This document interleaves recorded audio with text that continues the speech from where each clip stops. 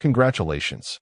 You've just woken up, not to the familiar hum of your modern alarm, but to the deep, resonant creak of aged timbers and the relentless, rhythmic sigh of the sea.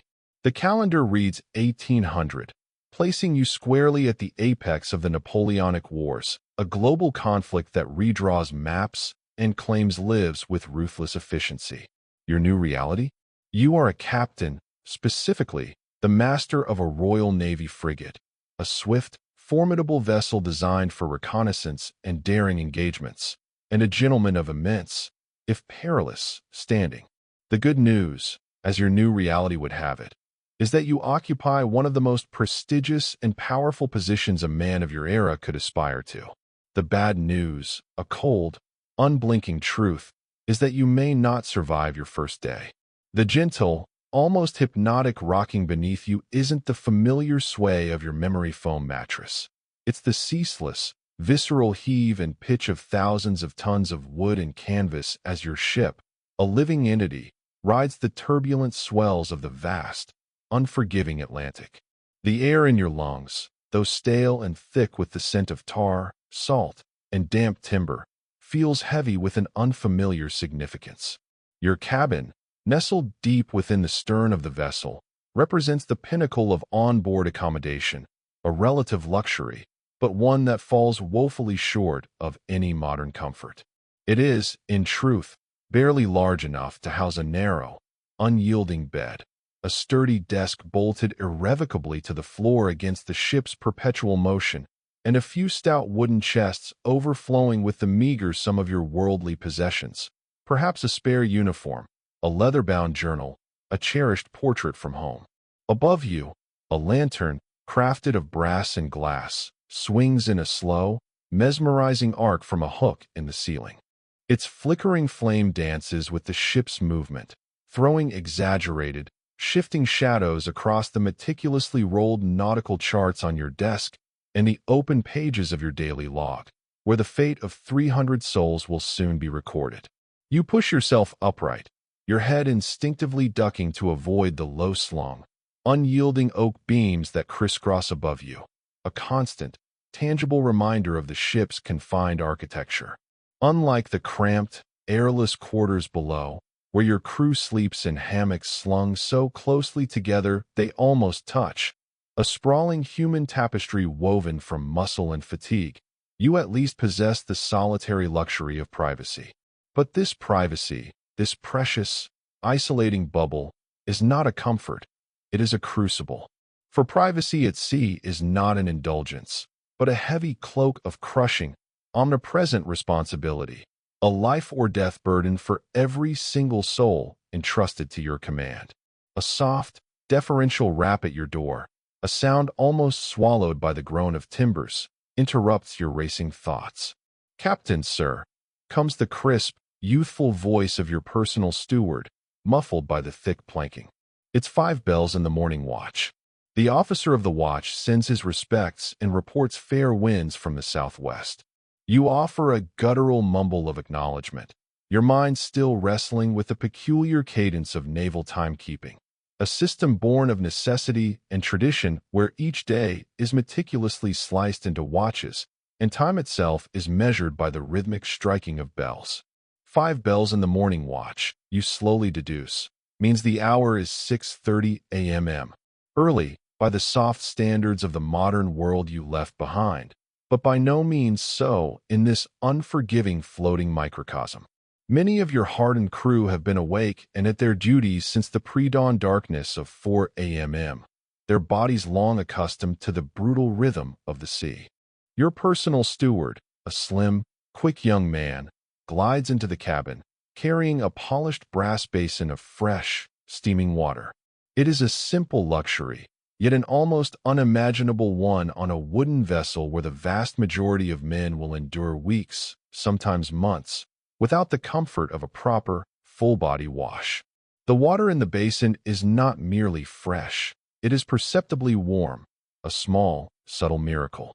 This is another privilege of your elevated rank, achieved by the steward's discreet placement of the metal basin near the roaring stove in the galley, a small gesture that underscores the vast chasm between your existence and that of your crew. As you splash the refreshingly warm water onto your face, chasing away the vestiges of sleep, you are acutely aware of this small comfort, this tangible mark of division that separates you from the 300 men whose lives now rest in your hands. Your uniform is pressed, sir, your steward states, his voice calm and professional, as he carefully lays out the elaborate blue coat. Its dark, rich wool is adorned with gleaming gold epaulets, intricately embroidered with the royal cipher, and dozens of polished brass buttons, each stamped with an anchor and crown. This magnificent, almost theatrical garment is not just clothing. It is a potent symbol, marking you unmistakably as a post captain in His Majesty's Navy.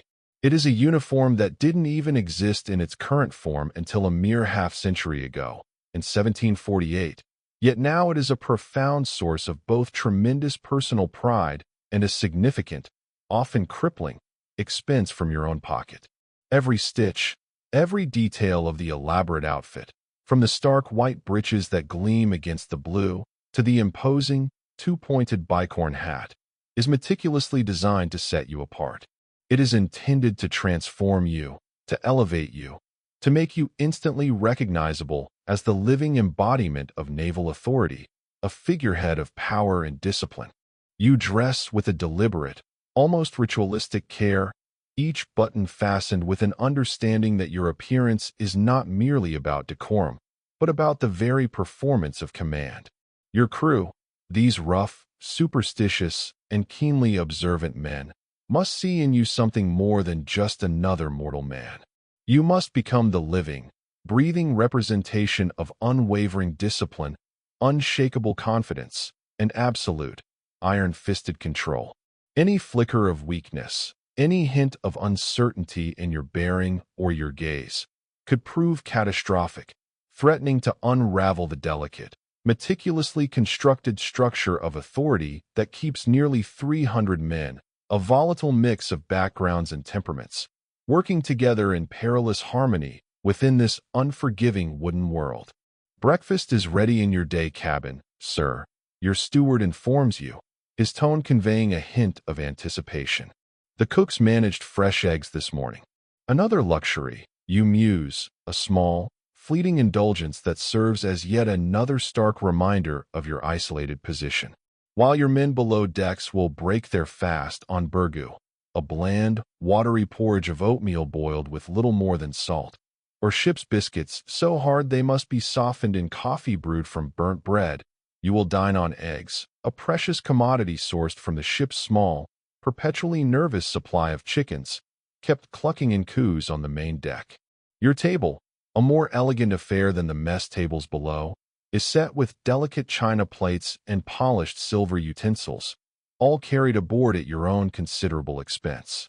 The contrast between your refined dining arrangements and the crew's rough wooden trenchers, where food is often shoveled in communal fashion, could not be more stark or more pointed.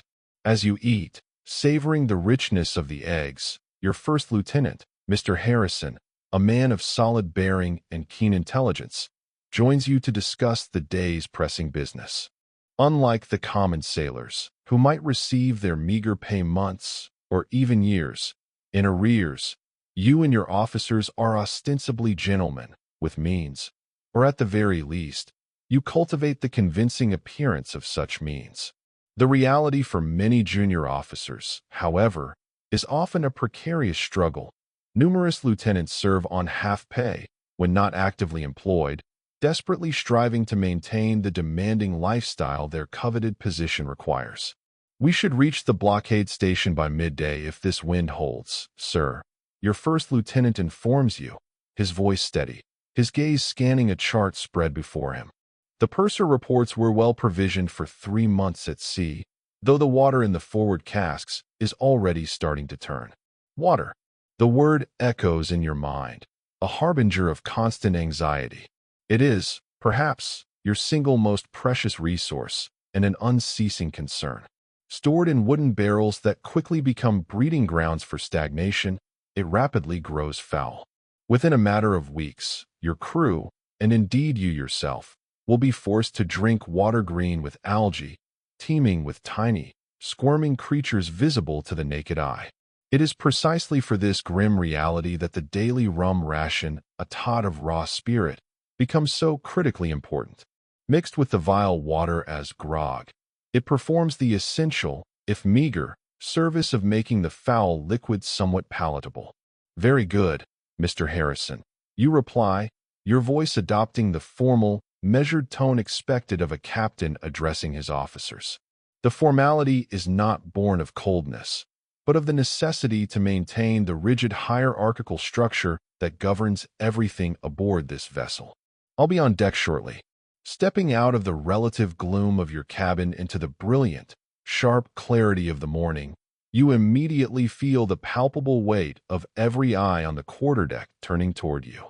A hush falls, momentarily silencing the bustling activity that defines the ship. The quarterdeck, your undisputed domain, falls still as the officer of the watch calls out, his voice ringing with formal respect. "Captain on deck." You acknowledge the crisp salutes with a precise, almost imperceptible nod, acutely aware of the delicate balance you must maintain, projecting perfect, unshakable confidence, yet tempering it with the appropriate gravity. To be too friendly, too approachable, risks the swift erosion of discipline. To be too severe, too distant, could cause morale, already a fragile commodity in this harsh environment, to plummet. This delicate, almost artistic mastery of command, this intricate psychological dance, is not merely a duty. It is your first and most profoundly important responsibility. The good news, a fact that hums beneath your feet with every swell, is that your ship is a powerful 38-gun frigate, a marvel of naval engineering, sleek, fast, and agile compared to the lumbering, heavily armed ships of the line.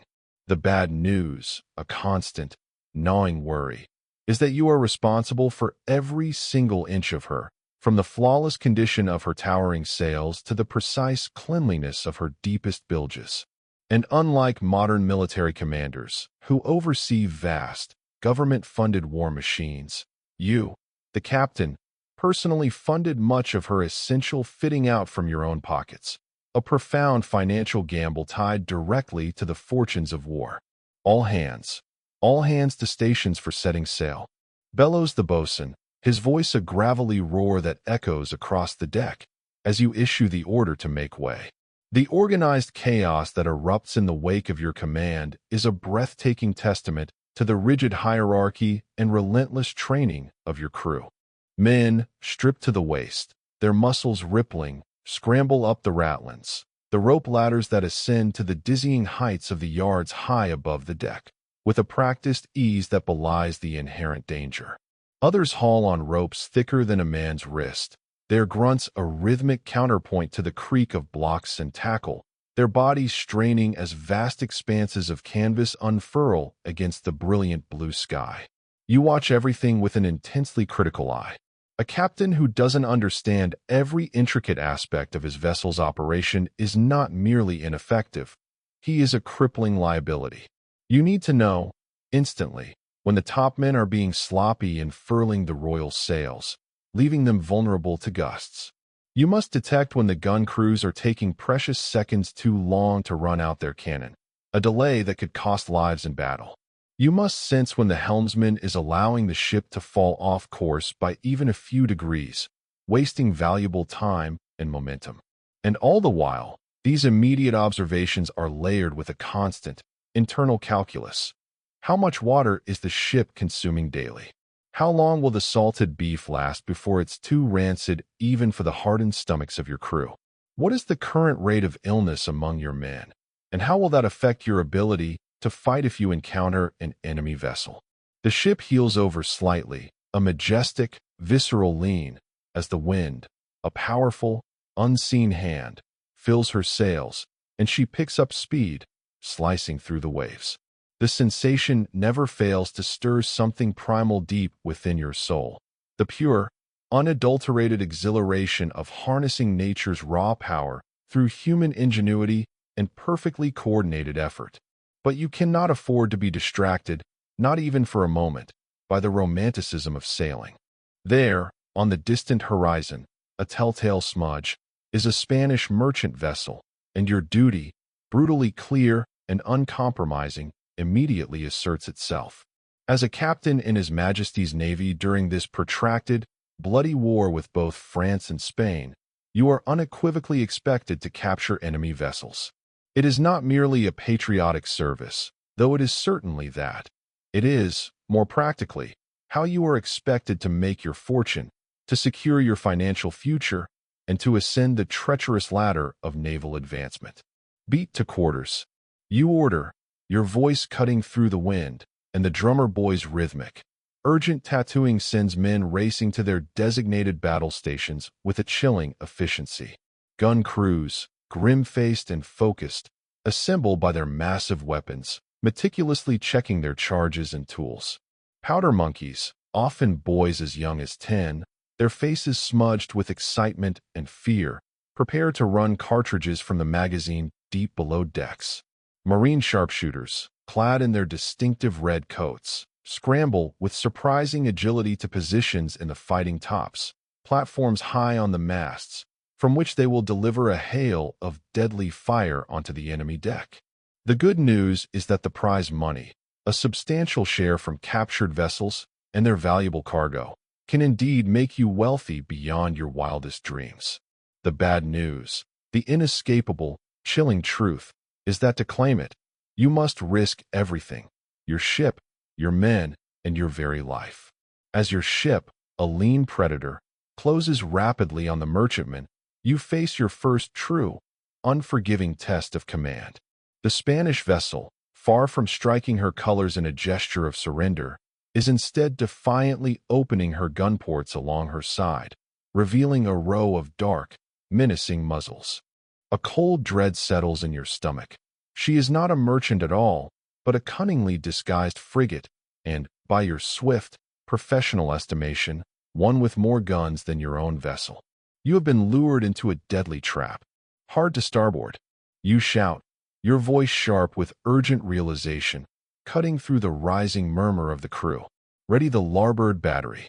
The ship heels dramatically, groaning in protest as the helmsman spins the massive wheel with all his strength, changing course with a violent lurch to bring your own formidable guns to bear. Men grip whatever they can, their knuckles white, struggling to stay upright as the deck tilts precariously beneath them. In the controlled chaos that immediately follows, you must project absolute calm, an almost supernatural confidence, even as your mind races through a dizzying torrent of calculations: the precise wind speed, the closing distance, the relative firepower, the optimal moment for engagement. You have been at sea for less than a day, and already you are fighting for your life. This is the brutal, unforgiving reality of command in the age of sail. Constant vigilance, split-second, high-stakes decisions, and the immense, crushing weight of hundreds of lives resting squarely on your judgment. Stand by. You call, your voice a steel-edged command, holding your men in agonizing anticipation, waiting for that perfect, fleeting moment when your guns will have the greatest, most devastating effect. The timing is excruciatingly critical. Fire too soon, and your shots will fall short, mere harmless splashes, or strike with minimal, ineffective force. Wait too long, and you risk giving the enemy the crucial advantage of the first broadside, a devastating volley that could cripple your ship before you've even truly begun. And this, you realize with a cold clarity, is just the first of countless, life-defining decisions you will make today. Decisions about navigation through treacherous waters, about maintaining rigorous discipline among a volatile crew, about the judicious allocation of acutely limited resources.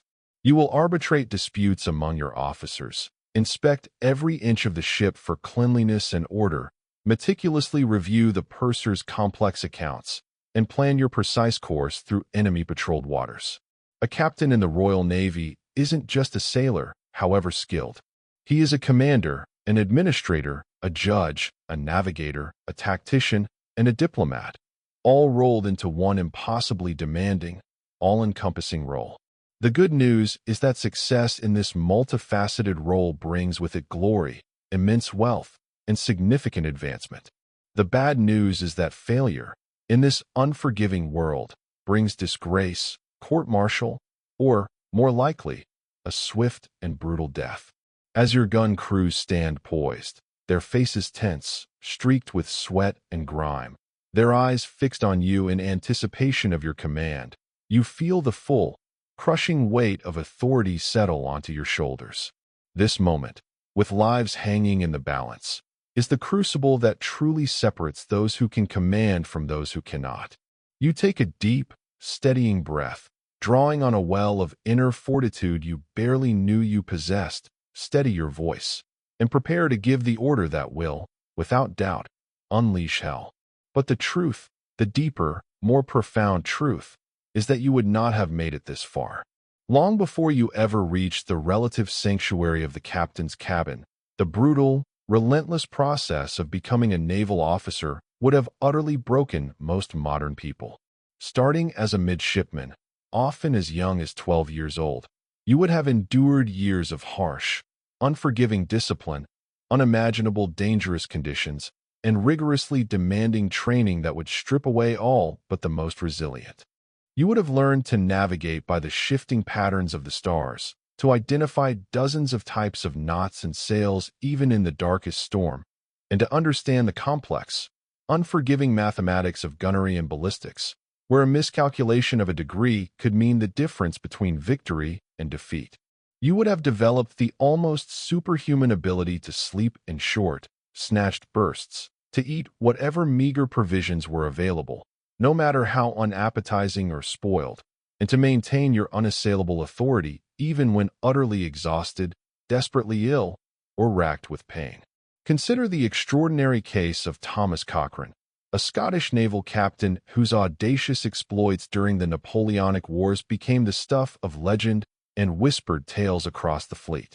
In the year 1800, Cochrane, despite his undeniable genius, was given command of HMS Speedy, a tiny sloop, almost an insultingly small vessel, armed with only 14 small, relatively ineffective cannons. Rather than viewing this as a professional slight or an insurmountable limitation, Cochrane, with characteristic audacity, transformed his seemingly insignificant vessel into a nightmare for French and Spanish shipping, a relentless terror of the seas. In one particularly audacious action, Cochrane attacked the Spanish xebec frigate El Gamo, a vessel more than 3 times the size of Speedy and bristling with over 6 times her firepower. Rather than retreating from this overwhelming mismatch, Cochrane, with brilliant deception, flew American colors to approach dangerously close, then unleashed a devastating, point-blank attack before boarding with his vastly outnumbered crew. How did he prepare his men for this seemingly suicidal assault? He ordered them to blacken their faces with soot, to appear more terrifying, more demonic to the enemy. A primitive yet devastatingly effective form of psychological warfare. The Spanish, confronted by these demonic-looking boarders and thrown into utter confusion when Cochrane ordered their colors struck down in the chaos, surrendered a vessel that, by all rights, should have annihilated the tiny Speedy with contemptuous ease. In the space of just 13 months commanding this single, small vessel, Cochrane captured or destroyed an astonishing 53 enemy ships, an almost inconceivable record of success that earned him the fearsome nickname Le Loup de Mer, the Sea Wolf, from none other than Napoleon himself. But Cochrane's unparalleled brilliance as a naval commander was, ironically, matched only by his profound inability to navigate the treacherous political waters of the Admiralty. His outspoken criticism of pervasive corruption within the naval establishment and his fiercely independent, almost rebellious nature made him powerful, implacable enemies among the naval elite. So, while his tactical genius at sea could not be denied, his career suffered immensely from his stubborn refusal to play the political games necessary for advancement. This, too, was an integral, often unseen, part of being a captain in the age of sail, understanding that your success depended not just on your abilities at sea, but equally on your connections and conduct ashore. A captain without powerful patrons in the Admiralty might find himself without a command, regardless of his proven skills or battlefield triumphs.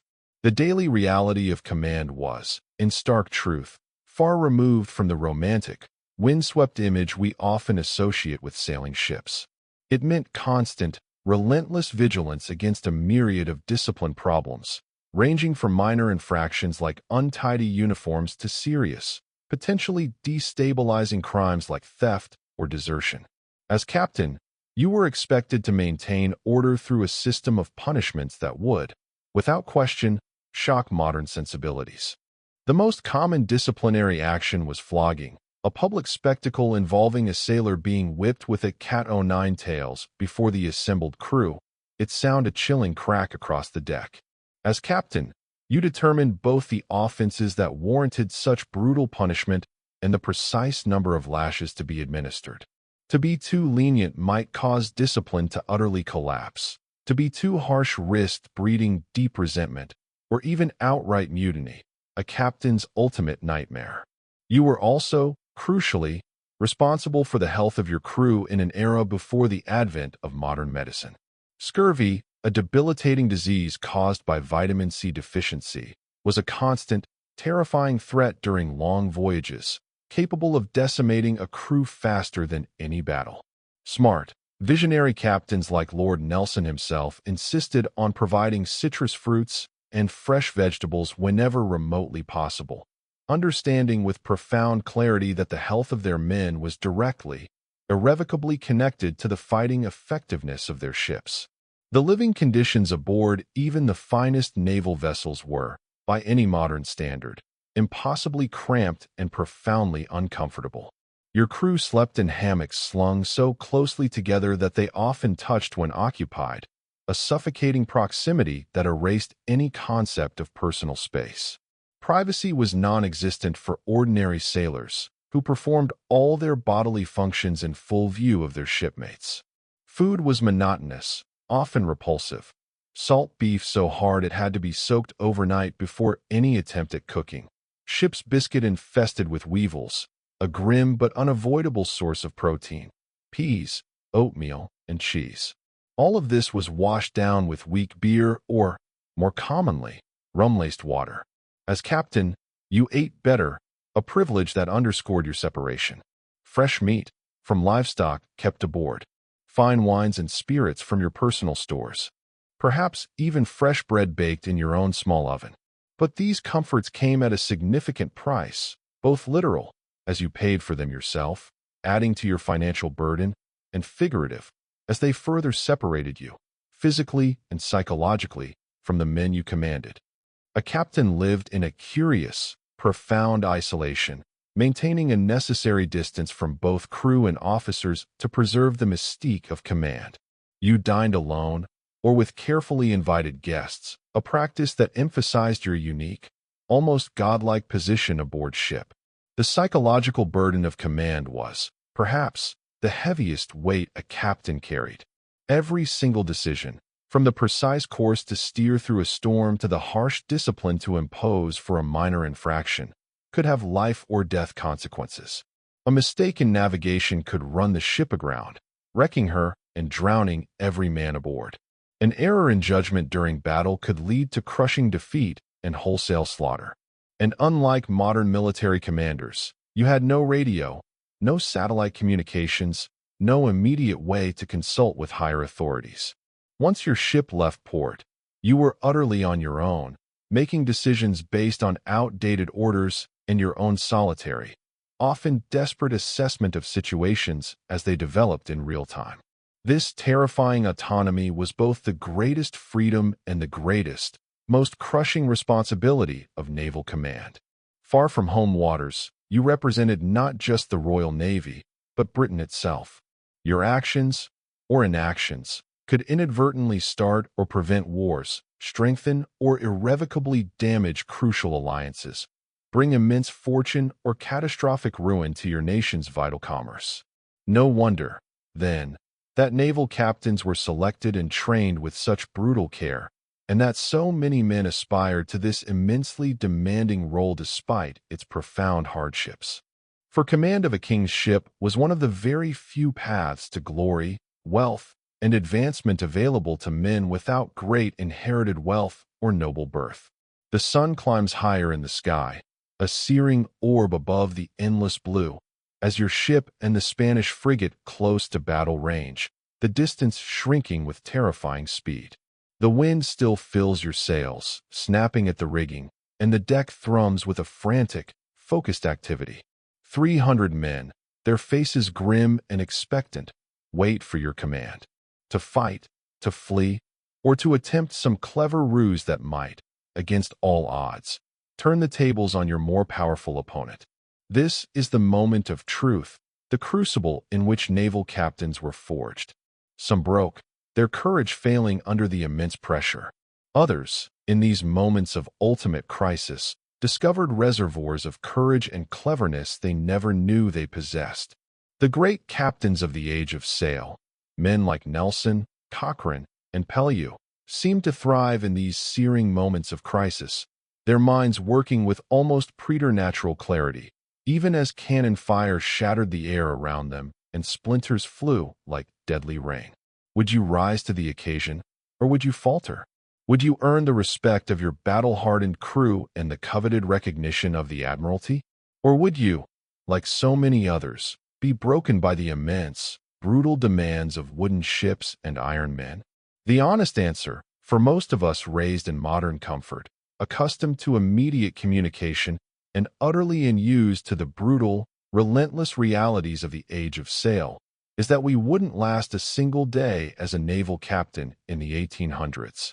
We would lack the specific, intricate knowledge, the physical hardiness, and, perhaps most crucially, the psychological fortitude that such command unequivocally required. And perhaps that is precisely why we find these stories so endlessly fascinating. They show us human beings operating at the very limits of endurance and ability, making life or death decisions with limited information, commanding not through technology, but through sheer force of character and presence. As the first shots ring out across the water, the terrifying crack of cannon echoing across the waves, we leave you to ponder how you might have fared in that stern cabin, wearing that magnificent blue coat with its gold epaulets, carrying the awesome, soul-crushing responsibility of command in the Age of Sail. Would you have been remembered as a Cochrane or a Nelson? Or would you, like so many others, have been broken by the immense, unforgiving demands of wooden ships and iron men? The Spanish frigate's broadside thunders across the water, a fearsome wall of sound that vibrates through your very bones, sending towering plumes of white spray into the air as iron balls splash harmlessly just short of your vessel. You've gained a momentary, precious advantage through your swift, audacious change of course, a testament to your quick thinking, but the battle, you know, has only just begun. Your own guns, for now, remain silent, waiting for the optimal range, for that perfect, devastating moment. Steady, lads, you call, your voice, though strained, carrying across the tense, almost unbearable quiet of your ship, a quiet pregnant with anticipation. Hold your fire until we can see the whites of their eyes. As the distance between the two titans of wood and canvas closes with terrifying speed, you can now make out individual figures on the enemy deck, can see the Spanish gunners frantically reloading their massive cannons for a second, potentially devastating volley.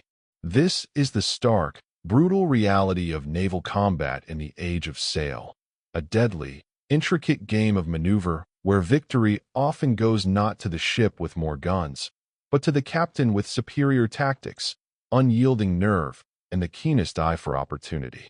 Fire as you bear.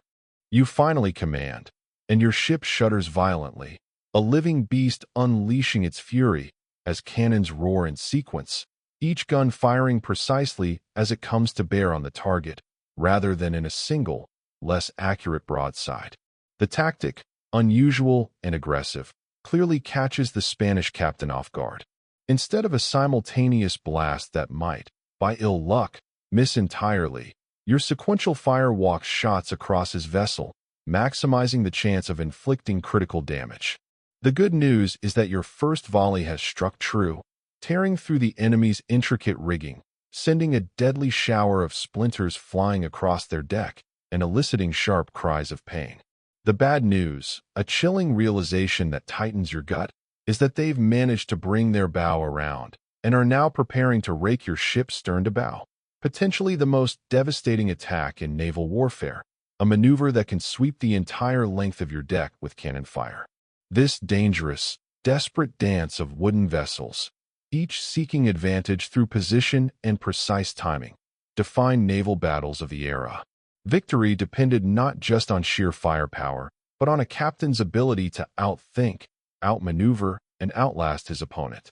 Exactly the kind of brilliance that made Thomas Cochrane a living legend.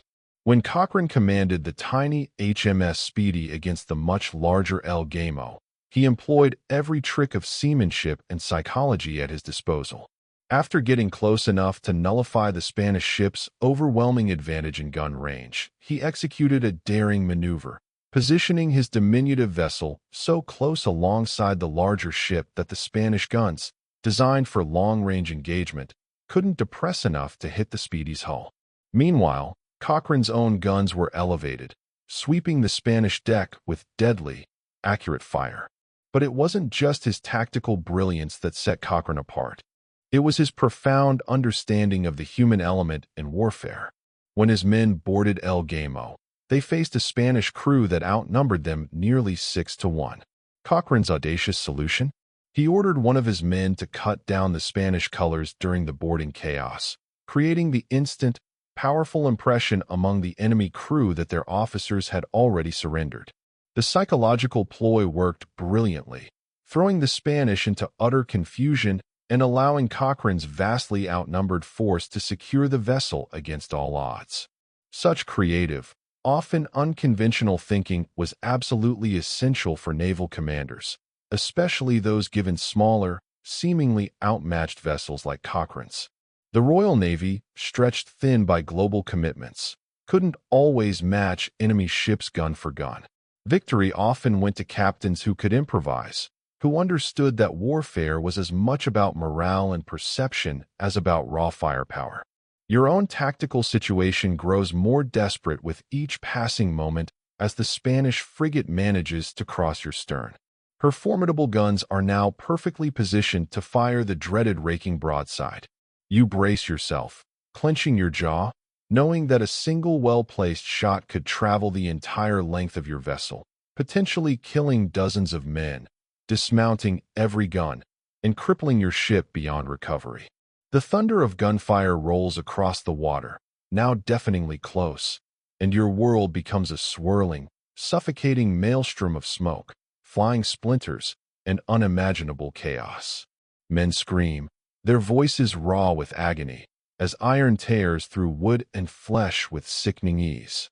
A round shot smashes through your quarter gallery, showering your cabin with shattered glass and splintered debris. Another strikes a gun carriage with pulverizing force, sending it careening across the deck, crushing sailors beneath its immense weight. Damage report. You shout, your voice hoarse, cutting through the clearing smoke, your ears ringing violently from the concussion of nearby impacts. 3 guns dismounted on the starboard battery. Reports your first lieutenant, Mr. Harrison, his face streaked with powder smoke and grime, his uniform torn, yet his gaze steady. 12 men down. Minor damage to the main mast, but she's holding. We're still maneuverable, sir. The good news is that your ship has, miraculously, survived the raking fire without catastrophic, immediate damage. The bad news, a grim reality you must confront, is that you are still significantly outgunned and facing a larger, more powerful opponent. Like Cochrane, you'll need to employ unconventional, desperate tactics to turn the tide of this battle. Hard to larboard. You order, your voice ringing with sudden, aggressive clarity. Run out the starboard battery and prepare for close action. Marines to the fighting tops. Target their officers. The ship heels violently as the helmsman spins the wheel, his muscles straining, bringing your vessel alongside the Spanish frigate at point-blank range, a terrifying, intimate proximity. At this distance, even your smaller guns can tear through an enemy hull with devastating effect, and the accuracy of your marine sharpshooters, perched precariously in the fighting tops, those platforms high on the masts, can sow unimaginable chaos among the enemy command, picking off officers and disrupting their orders. This, too, was the brutal reality of naval combat in the age of sail, savagely intimate. Unlike modern warfare, conducted over vast, impersonal horizons with technology as a shield, captains in the 1800s fought close enough to see their opponents' faces, to hear their commands carried across the water. It was personal in a way few modern conflicts are, with success or failure resting squarely, undeniably, on a captain's shoulders. The physical demands of combat were matched only by the crushing mental strain of command. A captain couldn't simply issue orders from a protected command center and retreat to safety.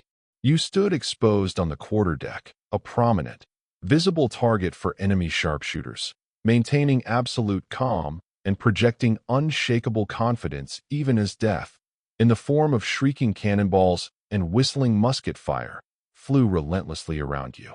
Many captains, including the legendary Nelson himself, bore the deep, lasting scars of this exposed position. Nelson famously lost an arm and an eye in separate, brutal engagements before finally falling to a French sharpshooter's bullet at Trafalgar, a martyr to his duty. Yet tradition, and indeed practical necessity, demanded that captains remain visible to their crews during battle, a living embodiment of courage and steadfastness, inspiring their men through their very presence. Their very presence was a rallying point, a beacon of unwavering resolve amid the din of battle. Your seasoned Marines, positioned high in the rigging and along the forecastle, began to systematically pick off Spanish officers on the enemy quarterdeck, a strategic blow aimed squarely at the enemy's command.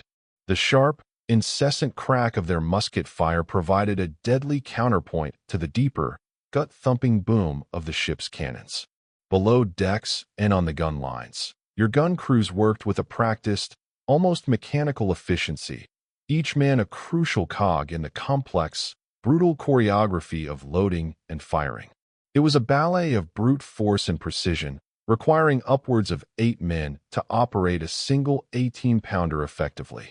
Some strained against ropes and tackles to haul the massive gun back into its firing position after each bone-jarring recoil. Others, with blackened faces and singed eyebrows, swiftly swapped out superheated barrels to prevent premature ignition, a deadly risk if a spark remained from a previous shot. Still others rammed home the powder and shot with desperate urgency. The pace was punishing, relentless. A well-trained crew might manage 3 rounds in 5 minutes, an eternity when your ship was exposed to the threat of an enemy broadside. The physical toll was enormous. Men strained against thick ropes, their muscles screaming, lungs burning from the acrid smoke of burnt powder and singed wood. Temperatures in the enclosed gun decks soared, turning the battle space into a veritable furnace. Sweat-soaked and powder-stained, they adhered to their grim rhythm: load, run out, fire, haul in, swab, and begin again. Then, a sudden, desperate shout from an officer scanning the Spanish vessel through the drifting, choking smoke. Their captain's down. A perceptible tremor of confusion spread across the enemy's quarterdeck. Their movements became disjointed, hesitant. They were losing cohesion. This moment often marked the true turning point in age of sail battles. Not merely the physical destruction of a ship, but the shattering of its command structure. Without clear, decisive leadership, even the most powerful vessel became terrifyingly vulnerable, much like a queen bee whose hive instantly collapses without her presence. It was a brutal chess match played on a rolling sea, where taking the opposing king, the captain, could demoralize an entire crew and cripple a fighting force, rendering them little more than a disorganized mob awaiting their fate. Naval captains of the era understood this deeply, often targeting their counterparts with grim precision. The Spanish frigate, now adrift in more ways than one, began to drift perceptibly. Her maneuvers became erratic, her sails clumsily trimmed as her chain of command fragmented into chaos. You seized the opportunity with the instinct of a predator, expertly bringing your ship across her bow. The raking fire that followed was a masterstroke of naval combat, a devastating broadside that tore through the entire length of the Spanish vessel from bow to stern. Cannonballs scythed through her decks, splintering timbers, toppling masts and spars, and silencing several of her remaining guns with a thunderous, splintering impact. The cries of the wounded and dying now carried clearly across the narrowing gap. "Prepare to board!" You roared, your voice cutting through the din instantly. Your crew surged forward, producing a terrifying array of pistols, razor-sharp cutlasses, and heavy boarding axes, the brutal tools of close-quarters naval combat. Grappling hooks, hurled with practiced strength, flew across the narrowing gap between the two ships, digging into the Spanish frigate's rigging and hull, pulling the vessels together with a series of jarring thuds. Men poised themselves, eager and grim, ready to leap from one bloody deck to another. The boarding action that ensued was a maelstrom of chaos, brutal in its intimacy and intensely personal. This was not the clean, clinical warfare of button-pushing and distant explosions. It was a desperate, primal clash. Men faced each other with edged weapons and primitive firearms, fighting hand-to-hand on decks slicked with blood and sea spray. The sound was a hellish cacophony, screams of agony, the metallic clang of steel on steel, and the sporadic, deafening crack of pistol fire. As expected of a captain in this era, you led from the front, your sword flashing a lethal arc as you directed your boarders toward key positions on the enemy vessel. With each desperate step, the weight of responsibility pressed down on you, not just for victory, but for the lives of every single man who followed you into this violent maelstrom.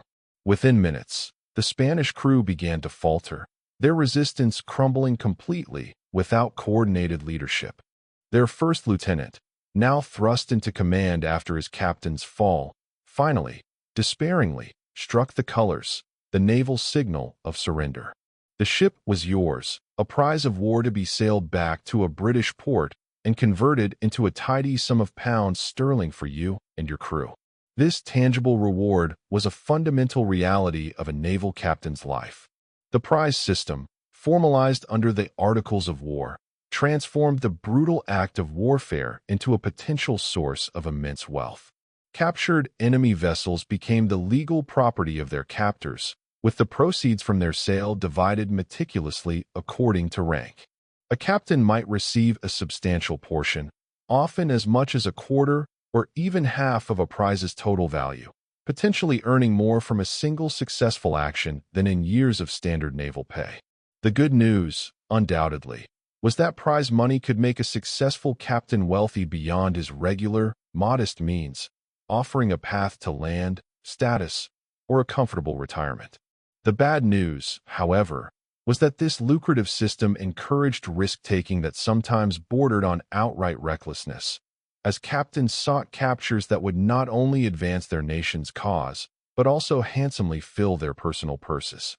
Lord Cochrane himself, as he was later known, became famous not just for his audacious tactical brilliance, but equally for his extraordinary success as a prize-taker during his command of HMS Speedy.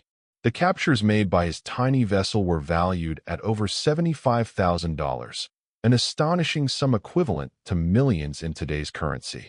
This potential for wealth, combined with his noble background as the son of the Earl of Dundonald, should have secured Cochrane's exalted place in naval society. Yet, Cochrane's story illustrates another, often harsher, reality of naval command in the 1800s, the paramount importance of politics and patronage. Despite his unparalleled battlefield successes, Cochrane made powerful enemies through his outspoken criticism of corruption within the Royal Navy and his stubborn unwillingness to play the intricate political games of the Admiralty. His revolutionary tactics and fiercely independent streak, while incredibly effective in combat, ultimately marked him as a difficult, even insubordinate, officer in a rigid hierarchy. This constant tension between individual merit and political connection defined many naval careers. Some of the era's finest, most capable captains languished for years without commands because they lacked powerful patrons, their brilliance unseen or ignored. Conversely, less capable officers often advanced rapidly through sheer force of family connections or political favor. The system produced both legendary, meritocratic heroes and instances of privileged incompetence, sometimes placing men in positions of command for which they were woefully, even dangerously, unprepared. With the Spanish frigate finally secured, your attention, as captain, swiftly turned to the cascade of practical matters that inevitably followed victory. Prize crews had to be meticulously assembled and transferred to sail the captured vessel to port, a delicate balancing act that tested your judgment. Prisoners had to be secured and treated according to the surprisingly civilized rules of naval warfare that governed the era. Damages to your own ship had to be assessed and repaired as best they could be at sea, often with limited resources and under urgent timelines. And then, there was the profound human cost to account for. Your dead had to be reverently sewn into hammocks, weighted with cannon shot, for a solemn burial at sea. Your wounded, their groans echoing in the cramped, primitive sick bay below decks, required immediate, often agonizing, attention. As captain, a duty that perhaps weighed more heavily than any other aspect of command awaited you. The heartbreaking task of writing letters to the families of those lost, a stark, personal reminder of the ultimate price of battle. In the dimly lit sick bay, the ship's surgeon worked tirelessly. His instruments were crude by modern standards: bone saws, probes, forceps, all employed without any anesthesia beyond the numbing effect of rum or brandy. Amputations were horrifyingly common, performed quickly to prevent the inevitable onset of infection, the severed limbs unceremoniously tossed through open gun ports into the dark, indifferent sea. Even in victory, a captain faced an array of difficult, often agonizing, decisions. The prize ship required a sufficient crew to sail her safely to port, meaning you had to divide your own precious manpower. Too many men transferred to the prize would leave your own vessel dangerously understaffed and potentially vulnerable. Too few risked losing the valuable capture to recapture or to the unforgiving elements. There was also the complex question of the prisoners. Officers were traditionally paroled on their word of honor not to escape or take up arms again. Common sailors, however, had to be confined in whatever secure space could be found, adding further strain to an already crowded vessel. While the Articles of War and the traditions of naval combat dictated humane treatment, practicalities often intervened when dealing with dozens, or even hundreds, of captives on ships already cramped with their own crews. "We've taken 23 prisoners, sir," reported your first lieutenant, Mr. Harrison, his voice weary but relieved, "including 2 officers. The Spanish surgeon is tending their wounded alongside our own." This cooperation between opposing medical personnel was a truly civilized, if often overlooked, aspect of naval warfare. Surgeons, regardless of nationality, were generally considered non-combatants by both sides and would treat the wounded indiscriminately. "Very good," you replied, nodding. "Have our carpenter assess the prize for seaworthiness. If she can be sailed to Gibraltar, I'll assign Lieutenant Murray and 20 men to bring her in." This decision, splitting your already diminished crew, carried significant risk. Your own ship, now short-handed, would be unervingly vulnerable if you encountered another enemy vessel. But the prize money from a frigate, a vessel of considerable value, could make the crucial difference between a life of modest naval service and one of financial independence, both for you and your loyal men. Beyond the immediate tactical concerns, you now faced the broader strategic question of your next move. Your orders from the Admiral, delivered weeks ago before you left port, were clear: disrupt enemy shipping along the Spanish coast. With one significant victory achieved, the dilemma was acute. Do you continue your patrol, aggressively seeking more targets, or escort your valuable prize to safety, consolidating your gains? Unlike modern commanders with instant satellite communication to headquarters, you had to make this decision alone, weighing the national interest against the welfare of your crew and the security of your precious capture. This autonomy, the famous captain's discretion, was both a profound burden and a rare freedom for naval officers of the era. Cochrane's own career vividly demonstrated the double-edged nature of this independence. His often aggressive, even audacious, interpretation of orders led to spectacular successes that advanced British interests far beyond expectation. Yet, it also contributed significantly to his frequent and bitter conflicts with superior officers who invariably preferred more cautious, by-the-book approaches. This independent spirit, which brought him such glory, later served him well when he commanded the navies of Chile and Brazil in their struggles for independence. His tactical brilliance was inextricably matched by a willingness to take strategic initiatives that often exceeded his formal authority. As the sun began its slow descent, bathing the aftermath of battle in a melancholy golden light, you made your decision. The prize would be sailed to Gibraltar under a skeleton crew, while your own ship, though diminished, would continue its mission along the coast. It was a calculated risk, certainly, but one entirely in keeping with the bold, daring spirit of the Royal Navy in this era. The evening brought with it a hallowed tradition observed across the fleet, the serving of the daily rum ration. Each sailor received his tod, a measure of rum, diluted with water to create grog. This ritual, dating back to 1655, would continue for centuries until 1970, a constant thread through the vast tapestry of naval evolution. For many sailors, this moment, heralded by the boatswain's call and the joyous cry of "up spirits," was the undeniable highlight of the day, a brief, precious respite from the crushing monotony and hardship of naval life. As captain, you were not part of this communal ritual. You had your own private supply of spirits in your cabin, another subtle but powerful marker of the profound separation between you and your crew. This separation extended to almost every aspect of shipboard life. While your men ate their meager rations at communal mess tables, often sitting on the deck itself, you dined at a proper table in your cabin, served by your steward on delicate china rather than rough wooden trenchers. Your food, while based on the same naval provisions, was supplemented by your own private stores, fine wines, imported preserves, perhaps even fresh bread baked in your own small oven.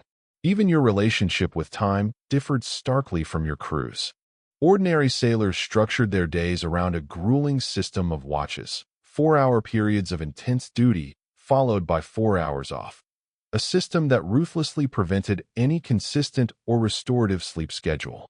As captain, you stood no regular watch. Instead, you remained on call at all hours, the ultimate authority and responsibility resting solely on your shoulders, but with the freedom to rest when circumstances permitted. In your cabin that evening, reviewing reports and meticulously planning the next day's operations by the flickering light of a swinging lantern, you embodied the curious, profound isolation of command. Though surrounded by hundreds of men in a wooden world that barely stretched 100 yards from stem to stern, you were fundamentally, irrevocably alone with your decisions and their often catastrophic consequences. This solitude was perhaps the most challenging aspect of command for many naval captains. Even relationships with your officers were necessarily limited by the rigid requirements of discipline and the absolute need to maintain the mystique of authority. A captain who became too familiar or chummy with his lieutenants risked undermining the very hierarchy that kept the ship functioning with precision and obedience. Some captains compensated for this loneliness with pets, cats to control the ship's rampant rat population, or loyal dogs for much-needed companionship. Others developed eccentric habits or cultivated interests to fill the lonely hours of long voyages. Nelson, for instance, was known for his detailed journals and prolific correspondence. Others became amateur naturalists, artists, or writers. Cochrane himself was particularly notable for his keen technical interests, constantly experimenting with innovations in naval warfare. He was an early, fervent advocate for the use of rockets and what he controversially called stink vessels, an early form of chemical weapon, and later in life would help pioneer steam propulsion. This inventive spirit, coupled with his unparalleled tactical creativity, made him both an extraordinarily effective commander and an exceptionally difficult subordinate in a navy that often resisted change with a stubborn, traditionalist fervor. As you finally prepared for sleep in your narrow cot, the ship rocked gently beneath you, a familiar lullaby. Above, the muffled sounds of the night watch moved quietly, a constant reminder of the vigilance required. Tomorrow would bring new challenges, navigating unfamiliar coastlines, managing dwindling supplies, maintaining discipline among men who had just tasted the heady brew of victory and the promise of prize money.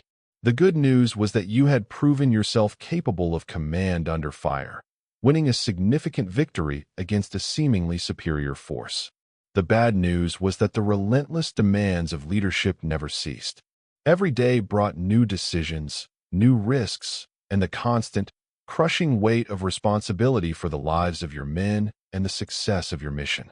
This, then, was the inescapable reality of naval command in the age of sail, a curious, often brutal, mixture of absolute authority and crushing responsibility, of potential glory and constant peril.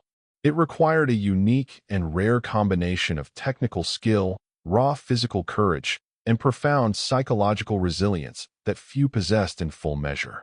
Captains like Thomas Cochrane became legends not just for their spectacular victories, but for embodying this extraordinary blend of qualities. When Cochrane famously took HMS Speedy against the Spanish Xebec frigate El Gamo, a vessel boasting more than 6 times his firepower and a crew 5 times larger, he demonstrated not just raw courage, but the kind of calculated audacity that defined the greatest commanders of the era. The victory nearly didn't happen. When Speedy first encountered El Gamo, Cochrane recognized the suicidal danger of a conventional engagement immediately. Rather than engage in a hopeless, conventional battle, he employed a brilliant, almost theatrical, deception. Hoisting an American flag, then a neutral nation, he approached as if a harmless merchant vessel, buying precious time until he was close enough to strike effectively. When the inevitable battle began, Cochrane's genius shone. He positioned his tiny vessel directly in the larger ship's blind spot, so close that the Spanish guns, mounted high on their towering sides, could not depress enough to hit Speedy's low hull. This wasn't just clever. It was a demonstration of absolute mastery of naval tactics and an intimate understanding of the physical capabilities and limitations of wooden warships. The Gamo could fire over the Speedy, but not at her. The boarding action that followed further showcased Cochrane's profound understanding of psychology and warfare. With his men outnumbered more than 5 to 1, he had them blacken their faces with gunpowder to appear more terrifying, a crude but effective early form of psychological warfare. Then, in the midst of the chaotic hand-to-hand fighting, he ordered the Spanish colors struck down, creating instant confusion among the defenders about whether their officers had surrendered. These tactics, innovative, unconventional, and brilliantly executed, exemplified what made certain captains legendary, while others remained merely competent. Cochrane's willingness to discard convention when necessary, to improvise audacious solutions to seemingly impossible problems, set him apart even in an era of exceptional naval leadership. Yet, his story also illustrates the inescapable limits of brilliance without political acumen. Despite his dazzling battlefield successes, Cochrane's career in the Royal Navy was repeatedly hampered by relentless conflicts with authority. His outspoken criticism of corruption, his principled refusal to follow orders he considered foolish or impractical, and his fiercely independent streak earned him powerful enemies in an institution that valued conformity and deference alongside competence. This profound tension between the absolute need for initiative in combat and unwavering obedience in the chain of command defined many naval careers. The ideal captain was paradoxically expected to show daring, independence, and innovative thinking when facing the enemy, yet demonstrate perfect submission to often outdated or impractical orders from superiors hundreds of miles away. Dawn broke with the sharp, familiar cry of "Sail ho!" from the masthead, jerking you abruptly from a fitful sleep. You'd barely rested 4 hours, but the relentless demands of command allowed little consideration for personal comfort. Within minutes, you were on deck, your spyglass trained on the horizon where a smudge of white indicated another vessel. "What do you make of her, Mr. Harrison?" you asked the officer of the watch, a young man whose face was still smudged with powder from yesterday's battle. "Appears to be a brig, sir," he replied, adjusting his own telescope.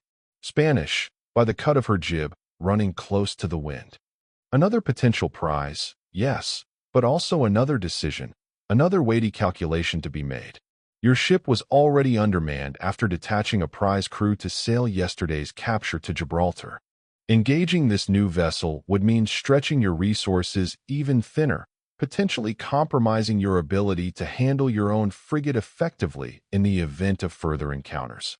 This was the constant calculus of command in the age of sail, balancing tempting opportunity against stark capability, weighing the overarching mission against the practical limitations of men and material. Even the most aggressive captains had to recognize when their ships and crews had reached their absolute limits. "We'll shadow her for now," you decided, after a moment's careful consideration. "If she runs for a Spanish port, we'll intercept. Otherwise, let her think we haven't spotted her." Strategic patience was as crucial as tactical aggression for successful captains.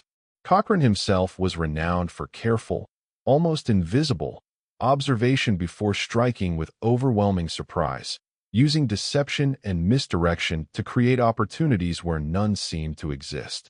Your ship settled into pursuit mode, maintaining a calculated distance while keeping the Spanish brig steadily in sight. Below decks, the tireless rhythms of naval life continued. Watches changed, meager meals were served, and the never-ending work of maintaining a wooden vessel at sea occupied every available hand. The operation of a warship in the age of sail required constant, vigilant attention. Unlike modern vessels with their complex mechanical systems and automated controls, everything aboard your ship depended on human muscle, raw skill, and the keen eyes of experienced sailors. Sails had to be trimmed constantly to account for changing winds. The hull required regular inspection for leaks and damage, a silent, ever-present threat. Rigging stretched and chafed, needing continuous adjustment and repair to prevent catastrophic failure. "Captain, sir," your sailing master, Mr. Stevens, approached, drawing his hat respectfully. "With your permission, I'd like to exercise the men at the pumps this morning." This seemingly mundane request highlighted another constant, vital concern: keeping the ship dry. All wooden vessels leaked to some degree, with the gaps between planks opening slightly as the ship worked and flexed in heavy seas. The bilge pumps, operated by teams of men working in exhausting shifts, were all that stood between your command and a slow, inexorable sinking. "Very good, Mr. Stevens. Carry on." As he moved off to organize the pump crews, you turned your attention to another vital, harrowing aspect of command: navigation. Without GPS, radar, or even truly reliable charts, plotting a course through often hostile, uncharted waters demanded extraordinary skill, constant attention, and unwavering nerve. Your primary tools were brutally simple: the compass, the sextant, the chronometer, and the lead line. With these rudimentary instruments, supplemented by decades of hard-won experience and painstaking dead reckoning, estimating your position based on speed, course, and elapsed time, you had to determine your position and chart a course that avoided treacherous hazards while intercepting your target. The margin for error was perilously slim. A miscalculation of just a few degrees when setting course could mean missing a rendezvous entirely or, far worse, running aground on an uncharted shoal. The catastrophic loss of HMS Association and 3 other ships of Admiral Shovel's fleet in 1707, with over 1,400 men drowned due to devastating navigational errors, stood as a grim, ever-present reminder of what could happen when a vessel's position was fatally misjudged. This navigational challenge was one that Cochrane mastered exceptionally well. His uncanny ability to maneuver precisely in unfamiliar and dangerous waters gave him tactical advantages that other captains simply couldn't match. When commanding HMS Pallas off the French coast in 1806, he repeatedly used his superior knowledge of local waters to ambush French vessels in their own territory, capturing multiple ships in daring raids up the Gironde estuary. By midday, the weather was visibly changing. Dark, ominous clouds gathered on the horizon, and the sea took on a sullen, steely hue that experienced sailors recognized as an unmistakable warning. A storm was brewing. This was yet another profound test of your capabilities as a commander. "Mr. Harrison, we've weather coming in," you informed your first lieutenant, your voice firm. "Make all secure for heavy seas and have the watch stand by to reef topsails." Storms presented multiple, existential threats to sailing ships. Not just the obvious dangers of colossal waves and powerful winds, but also the terrifying risk of collision in reduced visibility, the immense strain on masts and rigging that could lead to catastrophic failures, and the near-impossible challenge of maintaining course when familiar landmarks and celestial navigation became utterly impossible. As captain, your decisions in the face of approaching weather could mean the stark difference between riding out the storm safely and losing your precious vessel entirely.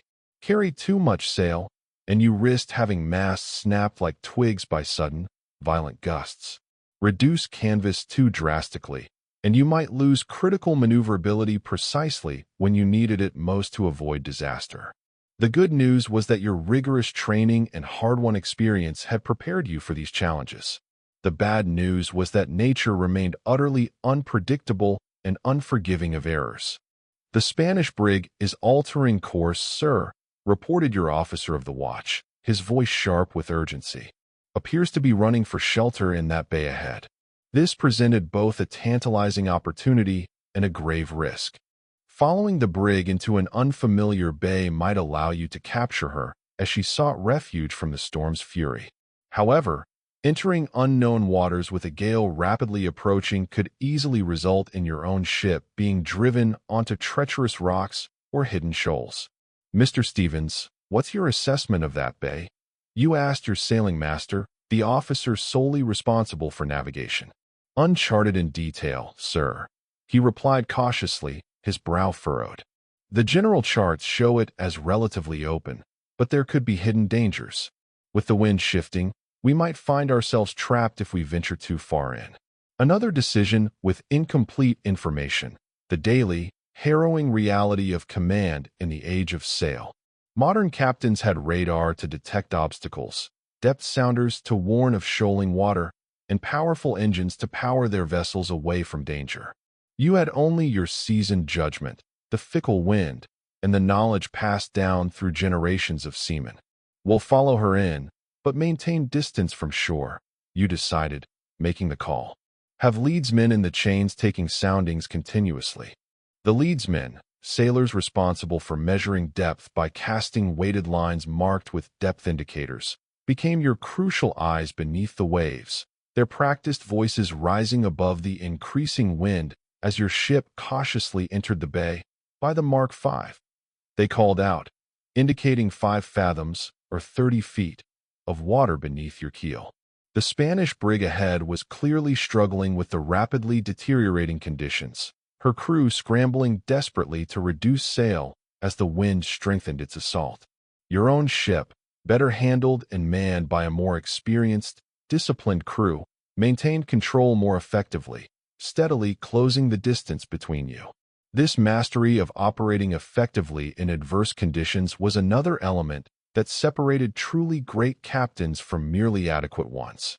Nelson's legendary victory at Copenhagen came in part from his audacious willingness to navigate dangerous, shallow waters that the Danes had believed would protect their fleet. Cochrane himself repeatedly used bad weather to his advantage, launching attacks when enemies least expected it, thinking themselves safe from pursuit. As your ship drew closer to the Spanish vessel, now clearly visible through sheets of driving rain, you saw widespread confusion on her deck. Her captain, less experienced or simply overwhelmed by the brutal combination of worsening weather and relentless pursuit, had allowed his vessel to drift dangerously close to the leeward shore, the direction toward which the wind was relentlessly blowing. "She's embayed, sir," your first lieutenant observed grimly. If her captain doesn't wear ships soon, he'll be on the rocks. Being embayed was a terrifying, almost hopeless situation for any sailing vessel, caught between an approaching storm and a treacherous lee shore with limited, if any, options for escape. The Spanish brig's captain now faced an impossible choice. Risk immediate capsizing by attempting to turn directly into the teeth of the gale to escape the bay, or continue on his current course and almost certainly be driven aground and shattered against the unforgiving rocks. Even as you watched, instinctively planning how best to capture the disabled vessel, the profound moral dimension of command intruded. These were enemies, yes, according to the declarations of kings and parliaments, yet they were also fellow sailors facing imminent, horrifying destruction. Signal them to surrender. You ordered, your voice resonating with authority and a surprising note of compassion. If they strike their colors, we can attempt to assist before they're lost. This complex combination of military objective and humanitarian consideration characterized the best naval officers of the era. While their primary duty was, unequivocally, to defeat the enemy, there existed an unwritten code among seafarers, a profound recognition that all who sailed faced common, formidable dangers that transcended national enmities. Cochrane himself demonstrated this dual nature throughout his career.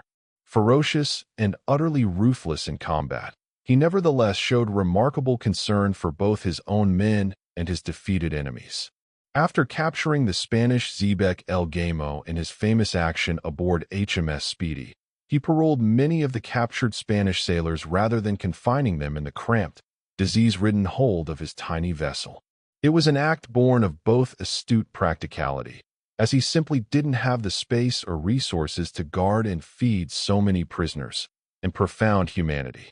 The signal flags, vivid against the churning gray sky, ascended your mainmast, their urgent message piercing the increasingly heavy rain. It was a complex demand, simultaneously a command for surrender and an unspoken promise of salvation for the Spanish brig now struggling against the storm's fury. For what felt like an eternity, the minutes stretched taut with anticipation. The only sounds were the shriek of the wind, the thunder of waves, and the groaning timbers of your own vessel. No response came from the battered Spanish ship, which heeled dramatically, her mast scraping the sky, as a particularly violent gust slammed into her.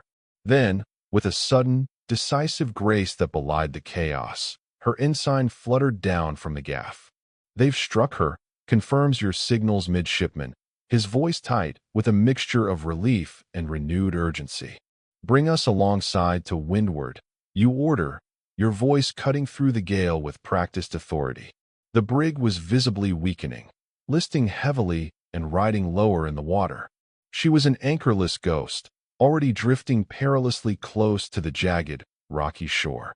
"We'll try to take off her crew before she grounds," you state, the decision made with the instant certainty of a seasoned commander. This was no longer just a victory. It was a desperate rescue operation, undertaken in rapidly deteriorating conditions, presenting yet another grueling test of seamanship and command.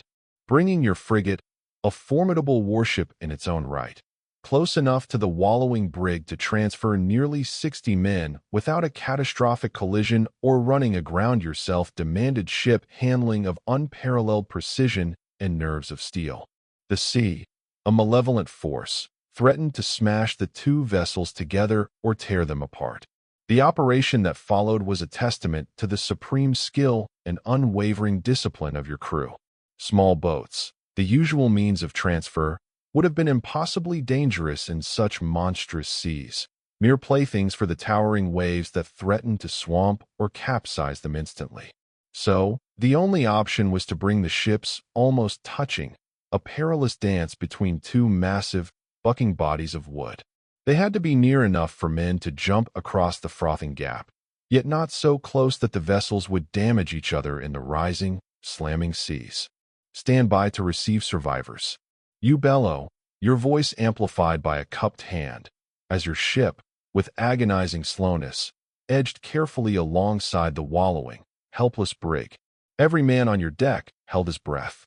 "Mr. Murray, take charge of the transfer," you instruct, turning to your second lieutenant. "Priority to any wounded."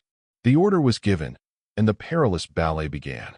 Spanish sailors, their faces a mask of fear and exhaustion, began making the terrifying leap across the churning open water to your deck. The primal fear of drowning in the icy depths temporarily overcame any concern about becoming prisoners of war. They landed awkwardly, often sprawling, but were quickly helped to their feet by your men, their hands shaking as much from terror as from cold. Their captain, a figure of stoic dignity amidst the chaos, came last, tradition demanding he remain until his every man was safe. As he stepped onto your quarterdeck, soaked to the bone and utterly dejected, he offered his sword in formal surrender. This ancient ritual, observed even in the midst of a howling, ship-shattering storm, spoke to the curious, almost absurd mixture of civilization and brutality that characterized naval warfare in the age of sail. "Su barco está perdido, señor, pero sus hombres están salvos," you tell him in halting Spanish, declining to take his sword. It was a gesture of profound respect for an opponent who had surrendered honorably, a recognition of shared duty and code, even across enemy lines. The Spanish captain nodded grimly, his eyes fixed on his now mortally wounded vessel, which was visibly drifting toward the rocky, unforgiving shore, a dark silhouette against the tumultuous waves. Within the hour, the brig struck ground with a sickening crunch, a sound audible even above the storm's relentless roar. The waves, relentless and unforgiving, quickly began breaking her apart, tearing at her timbers like a ravenous beast. It was a stark, brutal reminder of how quickly a proud vessel, once a symbol of national power, could be reduced to splinters, swallowed by the insatiable sea. With nearly 60 Spanish prisoners now aboard, your ship faced new, complex challenges.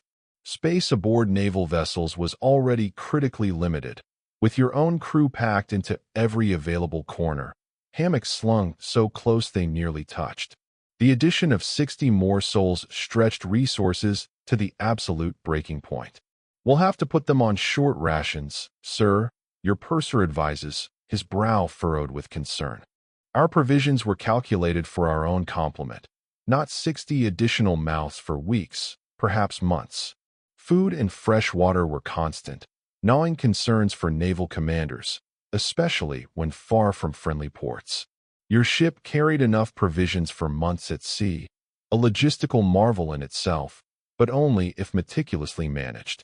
The naval ration, though substantial by the standards of the time, roughly 5,000 calories daily for each man, consisted largely of salt meat, rock-hard ship's biscuit, dried peas, oatmeal, and cheese, a monotonous diet barely sufficient to sustain the crushing labor of life at sea. The most precious commodity was fresh water, stored in wooden casks that, over time, allowed the contents to become stagnant, foul-tasting, and often teeming with unseen life. A typical sailor's allowance was a single gallon daily for all purposes: drinking, cooking, and the minimal, often symbolic washing that naval life permitted. Reduce our own men's rations by a 16th, you decide after a moment of grim calculation. The prisoners will receive 2/3 of the standard allowance. That should see us to Gibraltar. This decision, like so many in command, balanced competing obligations: to your own crew, whose health and fighting effectiveness were paramount; to your prisoners, under the nascent customs of war and basic humanity; and to your overarching mission. To be too generous with the Spanish sailors risked weakening your own men, extending your voyage beyond sustainable limits, or even sparking discontent. To be too harsh, however, violated both humanitarian principles and the professional standards of naval service, potentially inviting future retribution. Captain Cochrane, a name often invoked in discussions of command, faced similar dilemmas throughout his storied career, particularly during his service in South America, where logistics were often stretched to the breaking point. His solution typically combined pragmatism with an unyielding principle, treating prisoners firmly but fairly, maintaining discipline without unnecessary harshness, fostering a reputation for both effectiveness and decency. The storm continued its savage assault through the night, testing every timber of the ship and every nerve of the crew. You remained on deck for hours, a spectral figure moving between stations, your presence a beacon of resolve. You offered encouragement where needed, a steadying hand or a quiet word, and correction where required, delivered with the sharp, precise tone of a man accustomed to being obeyed. This visible, unwavering presence was absolutely essential to leadership in a crisis. The captain who retreated to his cabin during danger, seeking comfort or shelter, quickly lost the confidence and ultimately the loyalty of his men. They looked to you, not just for orders, but for reassurance, for a tangible symbol that all would be well. By morning, the weather had finally moderated, the worst of the storm having passed, though heavy, confused seas still made movement around the ship a challenging, precarious dance. You'd had no sleep, sustaining yourself on occasional, lukewarm cups of coffee brought by your silent steward, the bitter liquid a poor substitute for true rest. This physical endurance, the ability to function effectively despite bone-deep exhaustion, discomfort, and crushing stress, was yet another unspoken requirement of command. Mr. Harrison, you address your first lieutenant as the faint glimmer of dawn broke over the eastern horizon, painting the bruised sky in hues of purple and gray. I'm going to rest for an hour. Maintain course for Gibraltar, and call me immediately if anything changes. Aye, sir, he responds, his voice firm, understanding both the explicit order and the profound implicit trust it represented, a testament to the long years of shared duty and hard-won respect between captain and first officer. This delegation, knowing precisely when to rest and recover while entrusting temporary authority to a trusted subordinate, was yet another skill that separated effective captains from those who, through misplaced dedication or sheer hubris, burned themselves out, jeopardizing both their health and the safety of their command. In your cabin, the familiar scent of salt and oak, you collapsed fully clothed onto your cot. Your mind, a maelstrom of calculated risks, logistical problems, and tactical afterthoughts, was still processing information even as your body screamed for rest. Sleep came instantly, a dark, heavy blanket, but it was a light, fractured sleep. Part of your consciousness remained stubbornly alert, a silent sentinel awaiting the call that might indicate new danger or a fresh opportunity. This was the unyielding reality of command in the age of sail, not just the dramatic, fleeting moments of battle and crisis, but the constant, grinding responsibility that allowed no true respite. Even in sleep, a captain remained accountable for his ship, his mission, and everyone aboard her. Your hour of rest ended not with an urgent summons that would indicate an emergency, but with a gentle, discreet knock at the door, your steward, bringing a fresh pot of coffee. You rose, splashed cold water on your face from the basin, and straightened your uniform, the crisp fabric a small anchor in the fluid world of the sea, before returning to the deck. All quiet, sir, reports your first lieutenant, Mr. Harrison, his stance relaxed but alert. Winds backing to the southwest. Seas moderating. We should make good progress toward Gibraltar. Very good. Have the prisoners been fed? Yes, sir. The Spanish officers are in the wardroom under guard, though they refuse to break fast with us. Their men are confined to the forward hold, brought up in small groups for air and exercise, under armed escort.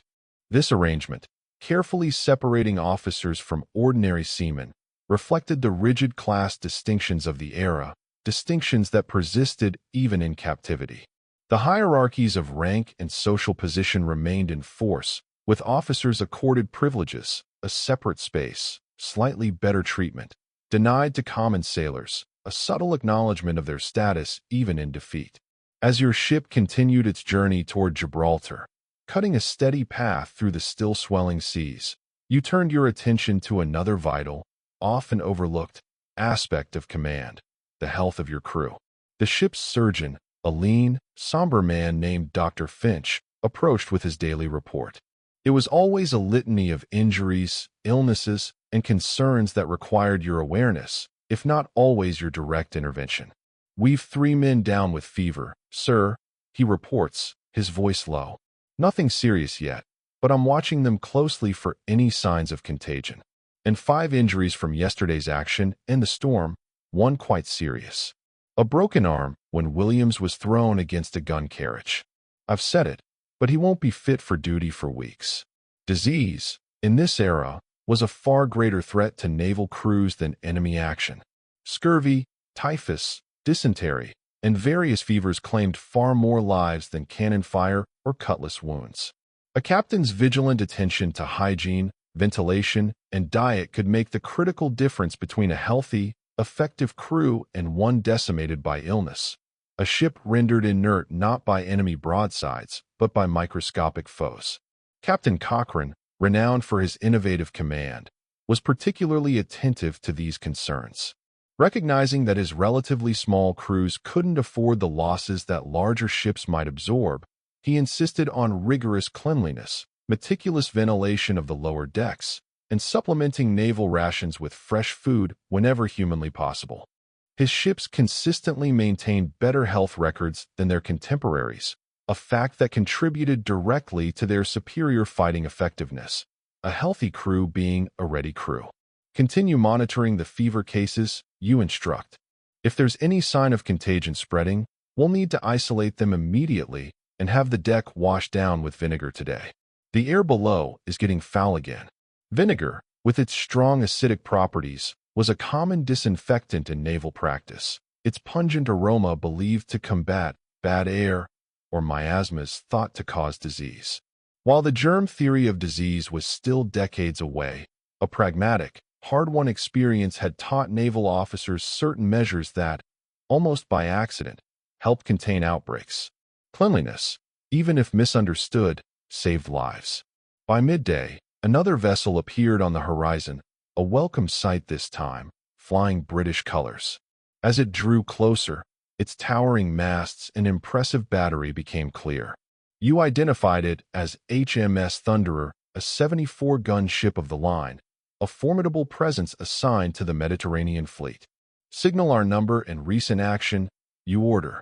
The flags rose with practiced efficiency, their colorful geometry informing the approaching warship of your identity and, importantly, that you had engaged enemy vessels. This encounter highlighted the profound isolation and sudden scrutiny inherent in naval command in this era. For days, or even weeks, your ship might operate completely independently, a solitary floating fortress, with no communication with higher authority or other friendly vessels. Then, suddenly, you might encounter a senior officer who held immense power, to approve or countermand your decisions, to promote or relieve you, to praise or condemn your actions. Cochrane, a man of audacious action, experienced this uncertainty repeatedly throughout his career. His aggressive tactics often yielded spectacular results, but sometimes exceeded his formal orders, leaving him vulnerable to criticism from more conservative superiors.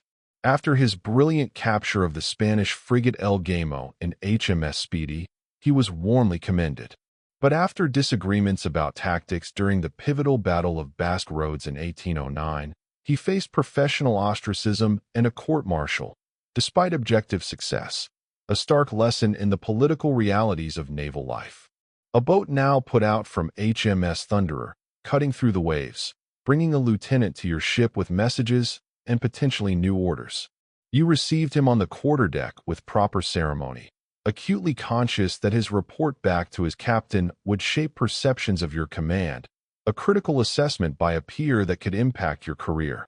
"Captain Blackwood sends his compliments, sir," the lieutenant began after a crisp salute, his uniform impeccable despite the sea spray. He requests an account of your actions for his dispatch to the admiral and offers any assistance you might require. "Thank you, Lieutenant. Please inform Captain Blackwood that we've taken 2 Spanish vessels. One frigate sent to Gibraltar as a prize, the other lost in yesterday's storm, though we saved her entire crew. We now have 60 prisoners aboard and are somewhat short-handed as a result." This communication, formal, precise, and carefully framing your actions in the most favorable light, was part of the political dimension of command, an art as vital as gunnery or navigation. Your reputation and career advancement depended not just on what you accomplished, but on how those accomplishments were perceived and reported by your superiors. Cochrane famously struggled with this aspect of naval service throughout his career. Blunt, outspoken, and impatient with what he considered unnecessary formality or bureaucratic red tape, he often alienated the very officers whose support he needed for advancement. His tactical brilliance, undeniable and awe-inspiring, was often matched by a political tone deafness that repeatedly cost him opportunities and created powerful enemies. "Captain Blackwood offers to take the prisoners off your hands, sir," the lieutenant continued, reading from his notes. "He's bound directly for Gibraltar and has ample space aboard Thunderer. This offer solved one of your most immediate and pressing problems, the strain on provisions, water, and space created by your Spanish captives. Yet, it also meant surrendering any claim to prize money for the lost brig, since you would have no physical evidence of the capture beyond the prisoners themselves, a claim difficult to prove in a prize court without the vessel itself.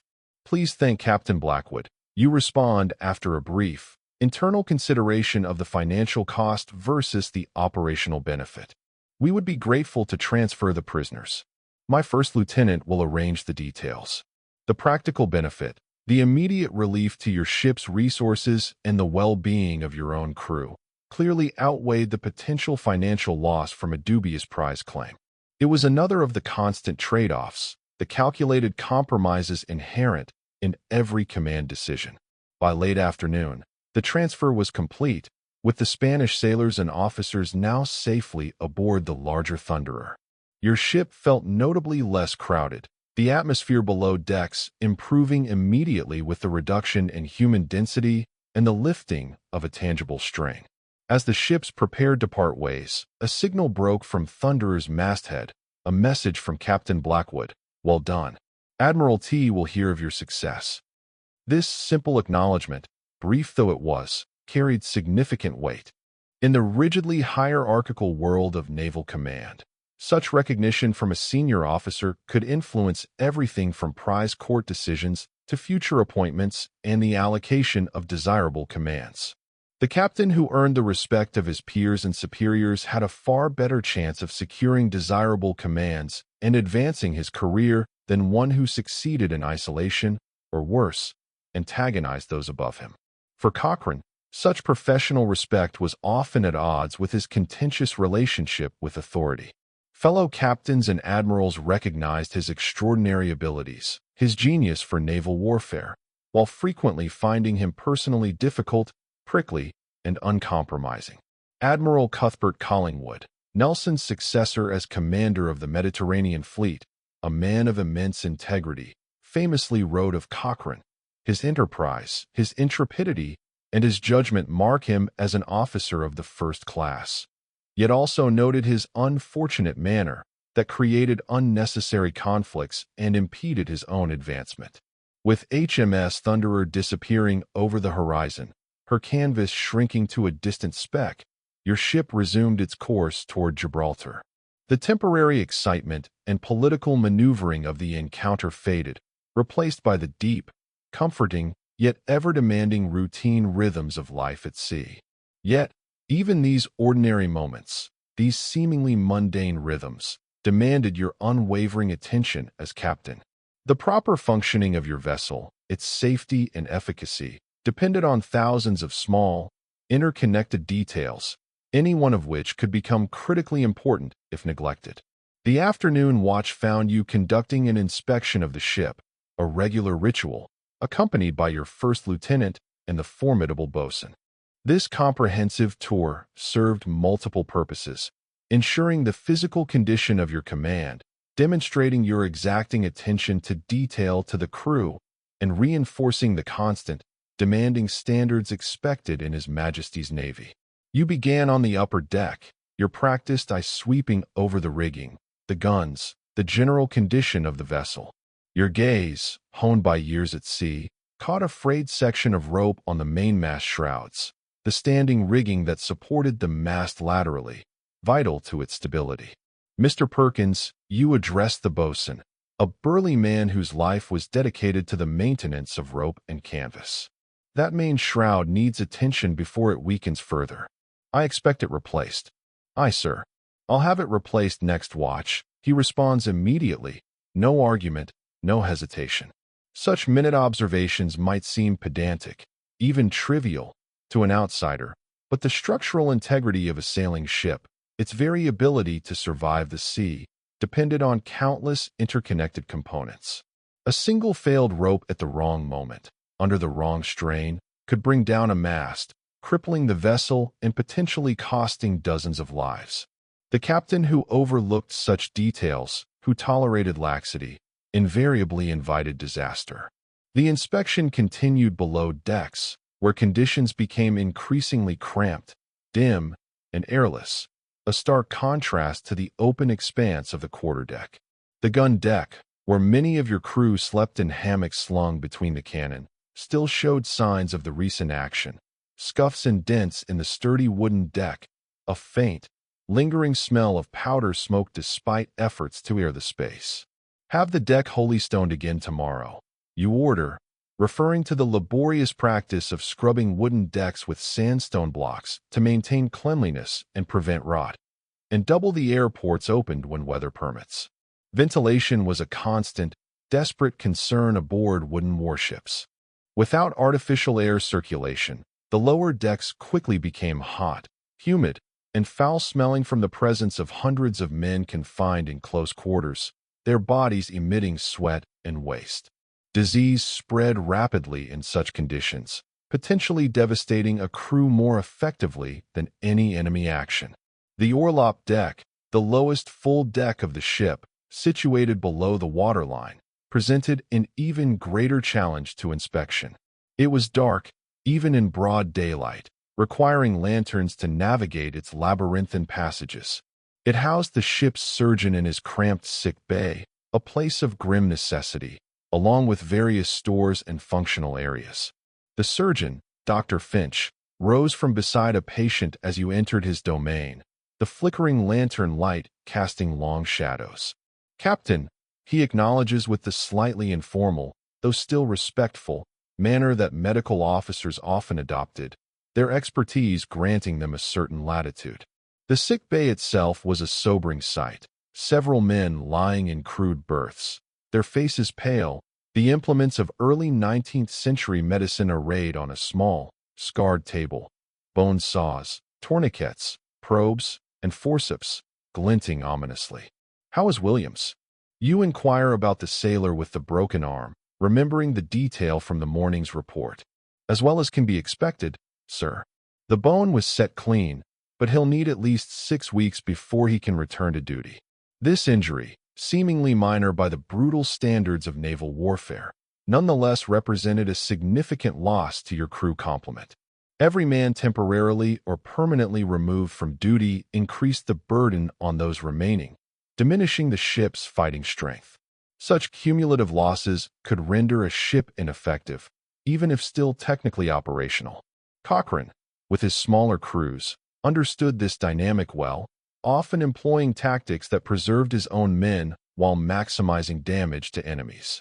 During his command of HMS Speedy, he consistently avoided conventional broadsides that would have exposed his men to overwhelming return fire. Instead, he preferred to maneuver, using speed and guile to strike from positions that minimized his own vulnerability, prioritizing the lives of his crew. Your inspection continued into the very bowels of the vessel, the hold, where provisions, water casks, and ballast occupied the lowest, darkest spaces of the ship. Here, the air was noticeably fouler, heavy with the unique, cloying smell of bilge water, the stagnant mixture that inevitably collected in a wooden ship's lowest points, adding to the general miasma of confinement. Bilge pumps were operated this morning, sir, your first lieutenant reports, anticipating your concern, his nose wrinkling slightly. 6 inches reported throughout. 6 inches of bilge water was considered acceptable, a constant, unpleasant reality of wooden ships that leaked to some degree at all times. The regular operation of the pumps kept this water from accumulating to dangerous levels, preventing the ship from becoming waterlogged, but the pervasive, damp smell remained a constant companion of those who ventured into a ship's depths. As you climbed back to the upper deck, grateful for the fresh air and invigorating sunlight, you're reminded of another subtle aspect of command, the distinct physical separation between captain and crew. While ordinary sailors spent most of their lives in the cramped, dim, often fetid conditions below decks, you enjoyed the relative spaciousness and light of the quarterdeck and your private cabin. This separation was both practical, allowing for privacy and concentration, and deeply symbolic, reinforcing the hierarchical structure that naval operations depended upon, a visual and spatial manifestation of authority. The day continued with another ritual central to shipboard life, one often glossed over in romantic tales of the sea: punishment. A young seaman, Peterson, had been caught sleeping at his post during the previous night's watch, a serious offense that, especially in wartime, could not go unaddressed. As captain, you served as both judge and, in effect, executioner, determining both guilt and the appropriate penalty. Peterson, you addressed the nervous sailor, brought before you on the quarterdeck, the ship's company assembled to witness the proceedings. You were found asleep at your post while on watch. Do you deny this charge? No, sir, he responds, his voice barely a whisper, knowing that denial would only worsen his already precarious situation. You understand the seriousness of this offense? In wartime, a man asleep at his post places the entire ship at risk. Yes, sir. I beg your pardon, sir. Won't happen again. Now came the difficult, solitary part of command, determining a punishment severe enough to maintain discipline, to serve as a deterrent, without breaking morale or losing a potentially valuable sailor to excessive harshness. The Articles of War, which govern naval discipline, technically allowed for execution for this offense during wartime. However, most captains, unless faced with egregious or repeated dereliction, reserved such extreme measures for the most serious cases: mutiny, desertion, or cowardice in the face of the enemy. 6 lashes, you pronounce after a brief, internal consideration of his clean record and the severity of the times, to be administered now. This was, by the harsh standards of the era, a light punishment. Some captains, particularly those known for their severity, might order 2 or 3 dozen lashes for the same offense. Your moderation reflected both the sailor's previously clean record and your own philosophy of command, which valued proportionality and discipline, believing that excessive cruelty bred resentment, not respect. Cochrane himself was known for relatively humane disciplinary practices, at least by the brutal standards of his time. While not hesitating to punish genuine infractions with firmness, he typically employed fewer and lighter physical punishments than many of his contemporaries. This approach contributed significantly to the exceptional morale and loyalty of his crews, who performed remarkably under his command, driven by respect rather than terror. The brief punishment ritual followed naval tradition precisely, a grim, formalized theater. The ship's company was assembled to witness the proceedings, a deliberate element of naval justice, ensuring that the example served its deterrent purpose, a stark reminder of the consequences of failing in one's duty. The boatswain's mate, a burly man with an impassive face, administered the punishment with a cat-o'-nine tails, a multi-tailed whip that, even with moderated force, left distinctive red welts on its victims. Even this relatively mild flogging was difficult to watch, the sailor's back quickly showing angry, raised marks from each lash.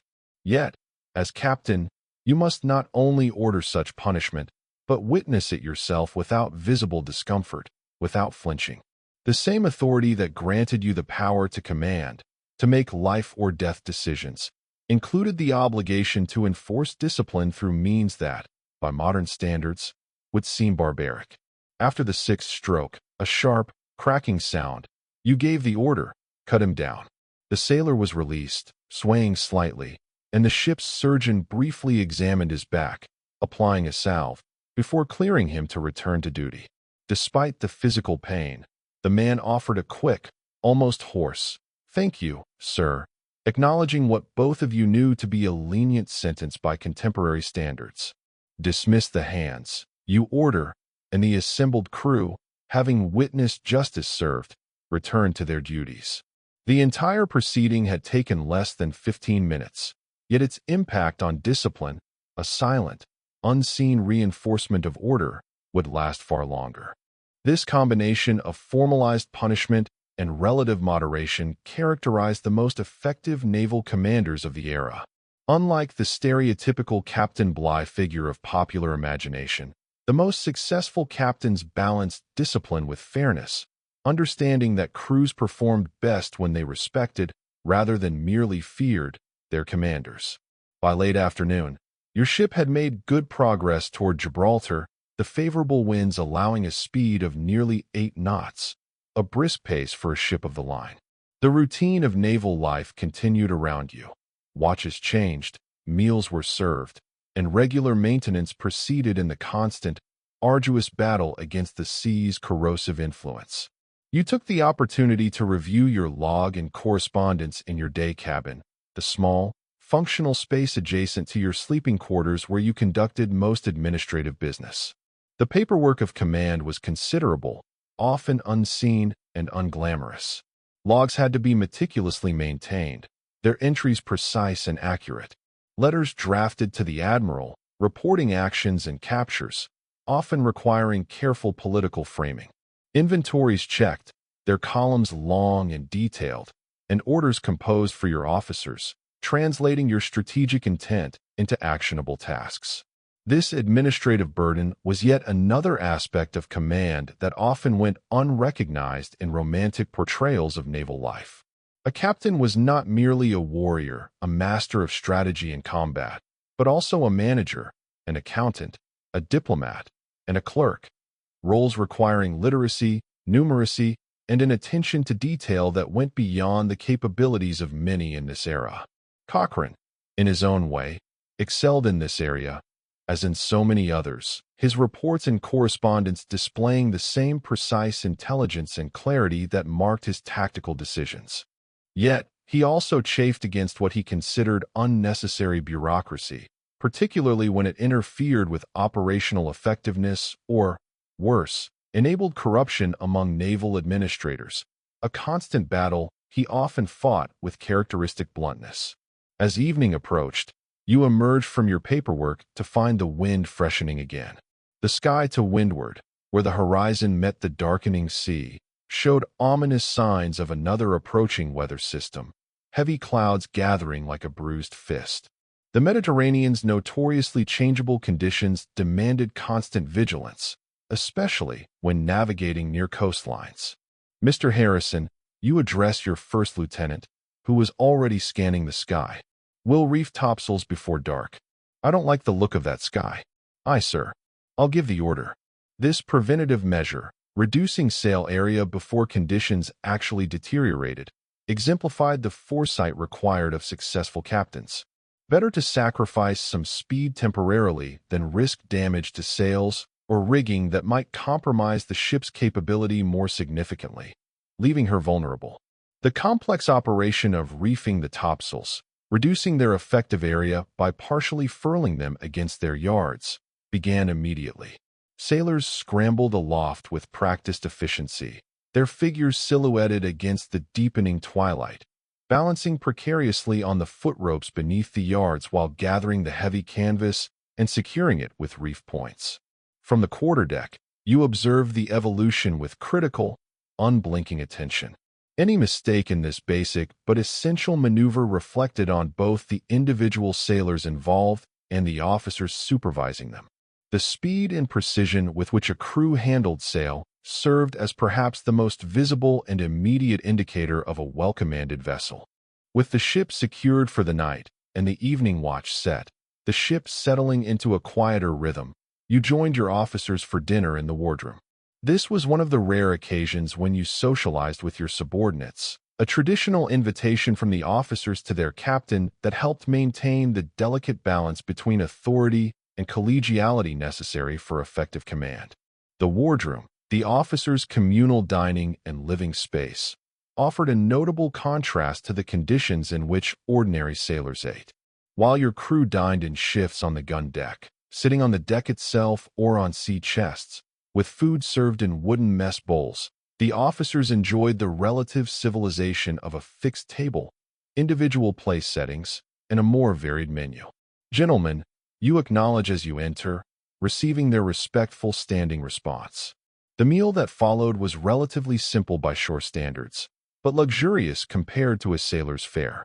Roasted chicken from the ship's livestock rather than salt beef, fresh bread baked in the ship's galley rather than rock-hard hardtack, wine instead of the diluted grog served to the men.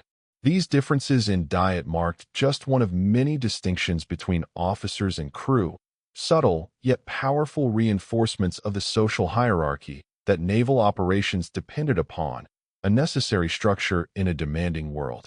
Dinner conversation, a delicate dance of naval etiquette, carefully navigated the subtle boundaries between casual camaraderie and rigid hierarchy.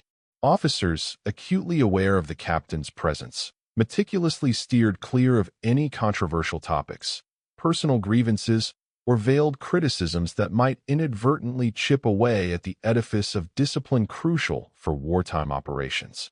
In this carefully constructed social setting, as captain, you remained a singular figure, included in the company, yet fundamentally apart, a boundary drawn not by physical distance, but by the sheer weight of your authority and ultimate responsibility. This delicate balance was a hallmark of truly effective leadership in the Royal Navy. Lord Cochrane himself, a legend in his own time, was renowned for maintaining an appropriate, yet never aloof, distance. His officers regarded him with loyalty born not from fear or artificial formality, but from an undeniable respect for his evident competence. He fostered an environment where skill and decisive action were prized, cultivating command teams that functioned with exceptional cohesion and initiative, particularly when tested by the crucible of crisis or the fury of combat. Later that evening, after the last polite anecdotes had faded and the final glass of wine had been consumed, you returned to the quarterdeck for a final inspection before retiring. The night had predictably deepened into a more challenging prospect.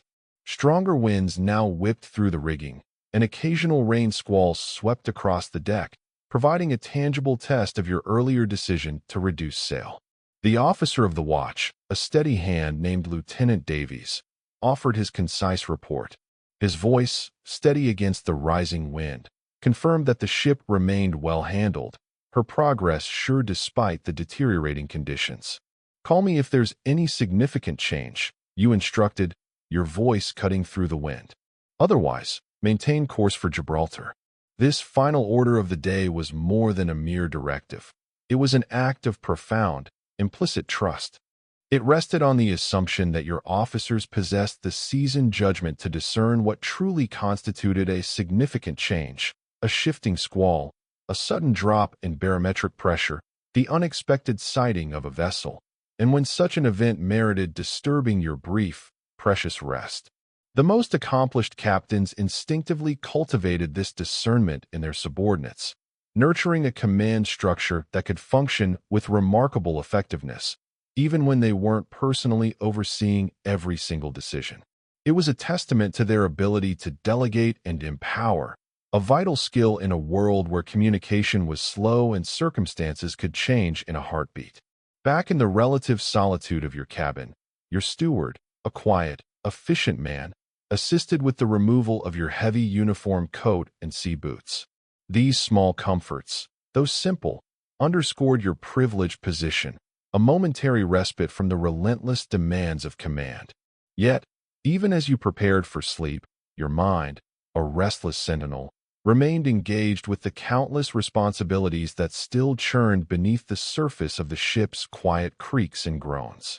Would the weather worsen further overnight, potentially escalating from a blustery night to a full-blown gale? Was the ship truly prepared for the rigors of such a storm?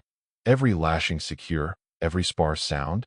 How would you manage crew rotation and maintain peak efficiency, especially with your already reduced numbers after detaching prize crews for the captured vessels. And what reception awaited you in Gibraltar itself? There, senior officers, distant and unburdened by the immediate pressures of your recent cruise, might dissect your actions, approving your daring successes or condemning any perceived oversteps. This constant mental burden, this profound inability to truly set aside responsibility, even for a few fleeting moments, was perhaps the heaviest, most invisible aspect of command, a silent weight on the soul. Unlike the ordinary sailors, who, once off watch, could surrender themselves completely to the oblivion of sleep, a captain remained perpetually on call. His subconscious, an exquisitely tuned instrument, was acutely attuned to any subtle alteration in the ship's motion, any unusual groan from the timbers, or any unexpected sound that might betray a developing problem.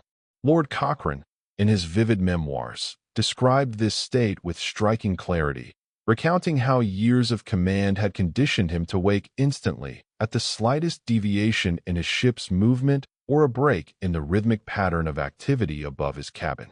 This heightened awareness, while serving him exceptionally well during moments of crisis, exacted a profound toll in constant vigilance, a sustained psychological strain that many found utterly unsustainable over the course of long, distinguished careers.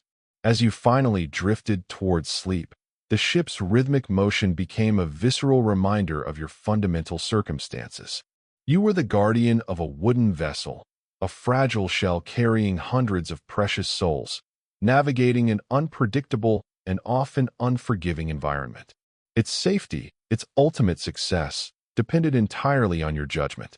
The gentle, familiar creaking of timbers, the muffled, almost musical call of the watch being changed, the distant, rhythmic wash of waves against the hull. These sounds formed the unique, haunting lullaby of command. They were at once comforting in their familiarity, signaling the continued functioning of your ship, and profoundly sobering in their implications, reminding you of the immense responsibility you bore. This was the enduring paradox of naval command in the age of sail. Ultimate authority inextricably coupled with ultimate responsibility. The singular power to order men into the maelstrom of battle was balanced by the crushing accountability for their lives. The perceived romance of the sea, often glorified in song and story, was constantly tempered by its inherent, ever-present dangers. Few modern individuals, accustomed to shared responsibility, clear chains of command, and the proliferation of technological safeguards, could truly comprehend or adapt to this singular, all-consuming burden. Morning arrived with the welcome relief of improved weather, heralded by a cry from the masthead that every captain longed to hear. Land ho! Point bearing south by southwest. The majestic Gibraltar Peninsula, a sight of profound reassurance, had come into view, signaling the successful completion of your journey. This massive limestone promontory, known since ancient times as one of the fabled Pillars of Hercules, stood as Britain's impregnable gateway to the Mediterranean, a vital naval base that commanded access between that enclosed sea and the vast expanse of the Atlantic Ocean.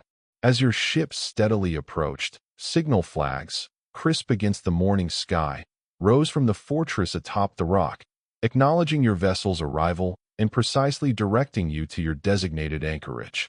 The harbor below teemed with a vibrant, bustling tapestry of maritime activity, formidable warships flying the immaculate white ensign of the Royal Navy, sturdy merchant vessels of various nations exchanging cargo, and countless smaller craft darting between them, servicing the incessant needs of this busy port.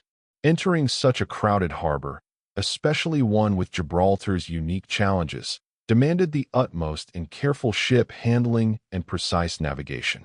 The narrow waters around the rock, notorious for their shifting currents, unpredictable eddies, and severely limited maneuvering space, had claimed many vessels whose captains had lacked either the necessary skill, the unwavering attention, or the sheer nerve required. You personally took the helm, and the responsibility for steering now entirely in your hands, your senses acutely focused.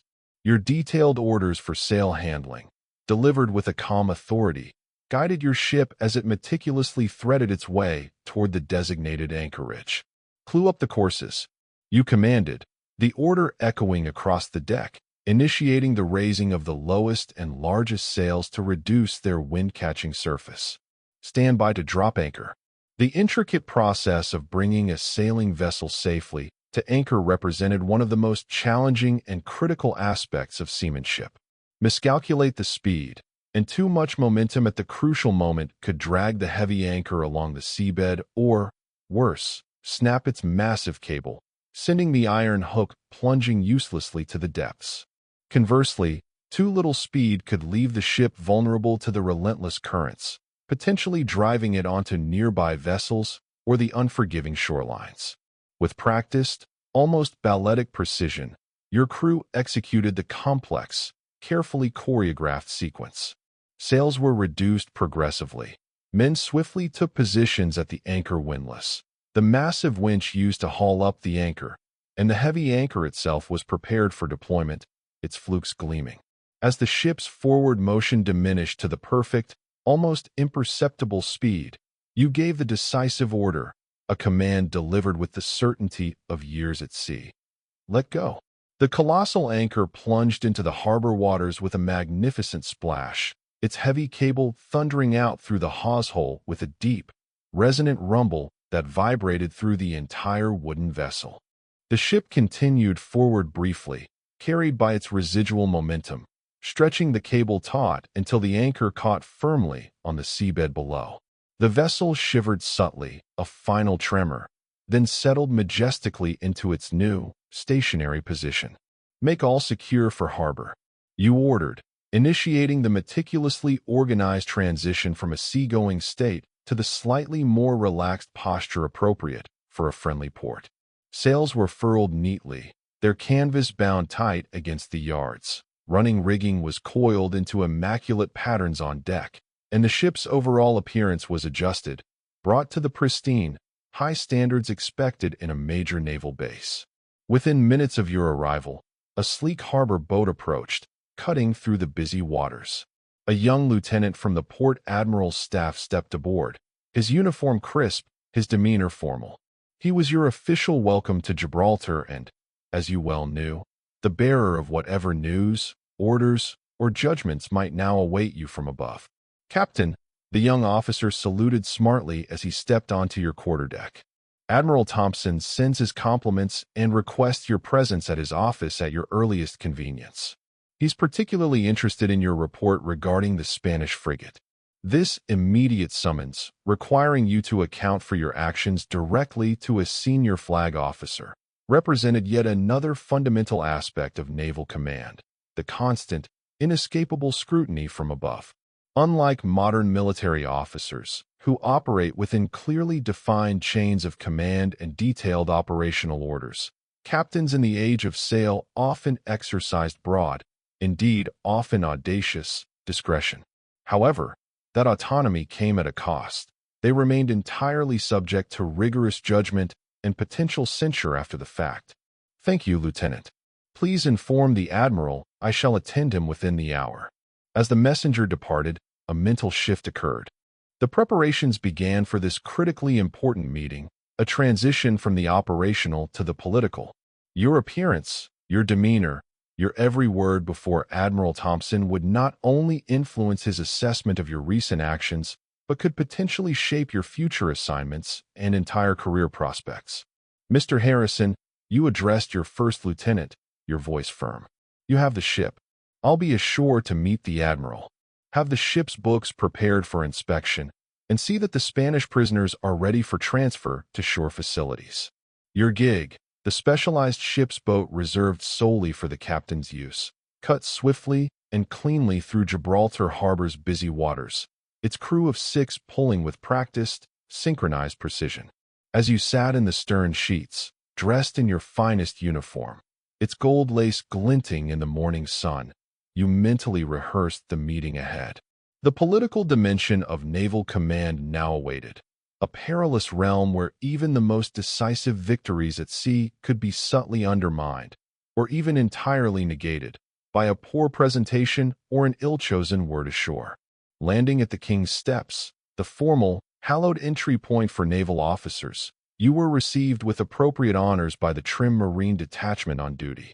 The brief, crisp ceremony, the salutes, the precise movements, served as a potent reminder that your position carried not just operational authority over your wooden world, but profound symbolic importance. In this moment, you were the physical embodiment of your ship and, by extension, a proud, living representative of the Royal Navy itself. "This way, sir," directed a young, earnest midshipman assigned to escort you to the Admiral's office, his voice a little breathless with the responsibility. "Admiral Thompson is expecting you." The walk through Gibraltar's narrow, winding streets offered a striking, almost jarring, contrast to the confined, rhythmic life aboard your ship. After weeks at sea, confined to the familiar, yet limited, wooden world of your command, even this small, bustling British outpost seemed riotously chaotic and full of unexpected sensory assaults. Civilians and military personnel intermingled freely. Market stalls overflowed with an astonishing array of fresh produce, vibrant fruits, leafy greens, root vegetables, luxuries utterly unavailable at sea. The cacophony of land-based sounds, the rich tapestry of smells, baking bread, spices, humanity, and horses, assaulted senses long accustomed to the more confined, predictable environment of a warship. Admiral Thompson's office, situated in a sturdy, imposing stone building overlooking the bustling harbor, presented yet another stark difference from your comparatively cramped shipboard accommodations. The space was positively cavernous by naval standards, boasting high ceilings that seemed to stretch endlessly, large windows that flooded the room with light, and substantial, finely crafted furnishings, heavy oak desks, leather armchairs, expansive charts, pieces that would be impossible to accommodate aboard even the largest of vessels. "Captain," the Admiral greeted you, rising with an air of practiced authority from behind a substantial desk covered with an array of meticulously arrayed maps, dispatches, and official documents.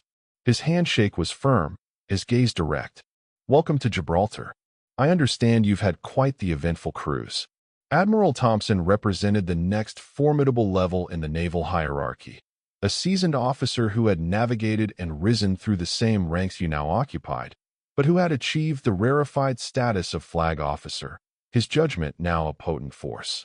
His reception, the tone of his voice, the subtle nuances of his body language, would set the definitive tone for how your recent actions would be ultimately judged by the Admiralty. "Thank you, Admiral," you responded, modulating your voice with appropriate deference, yet maintaining a confident bearing. "We've been fortunate in our encounters with the enemy." What followed was a detailed debriefing, a comprehensive and often intense accounting of your ship's activities since leaving port. The Admiral's questions were penetrating, designed to peel back layers, exploring not just the what of your actions but the deeper why behind your specific decisions. Did you, for instance, exceed your orders in the zealous pursuit of enemy vessels? Were your chosen tactics appropriate to the fluid circumstances of the engagement, or perhaps overly aggressive? Did you properly balance the imperative for aggression against the equally vital preservation of your command, your ship and her valuable crew?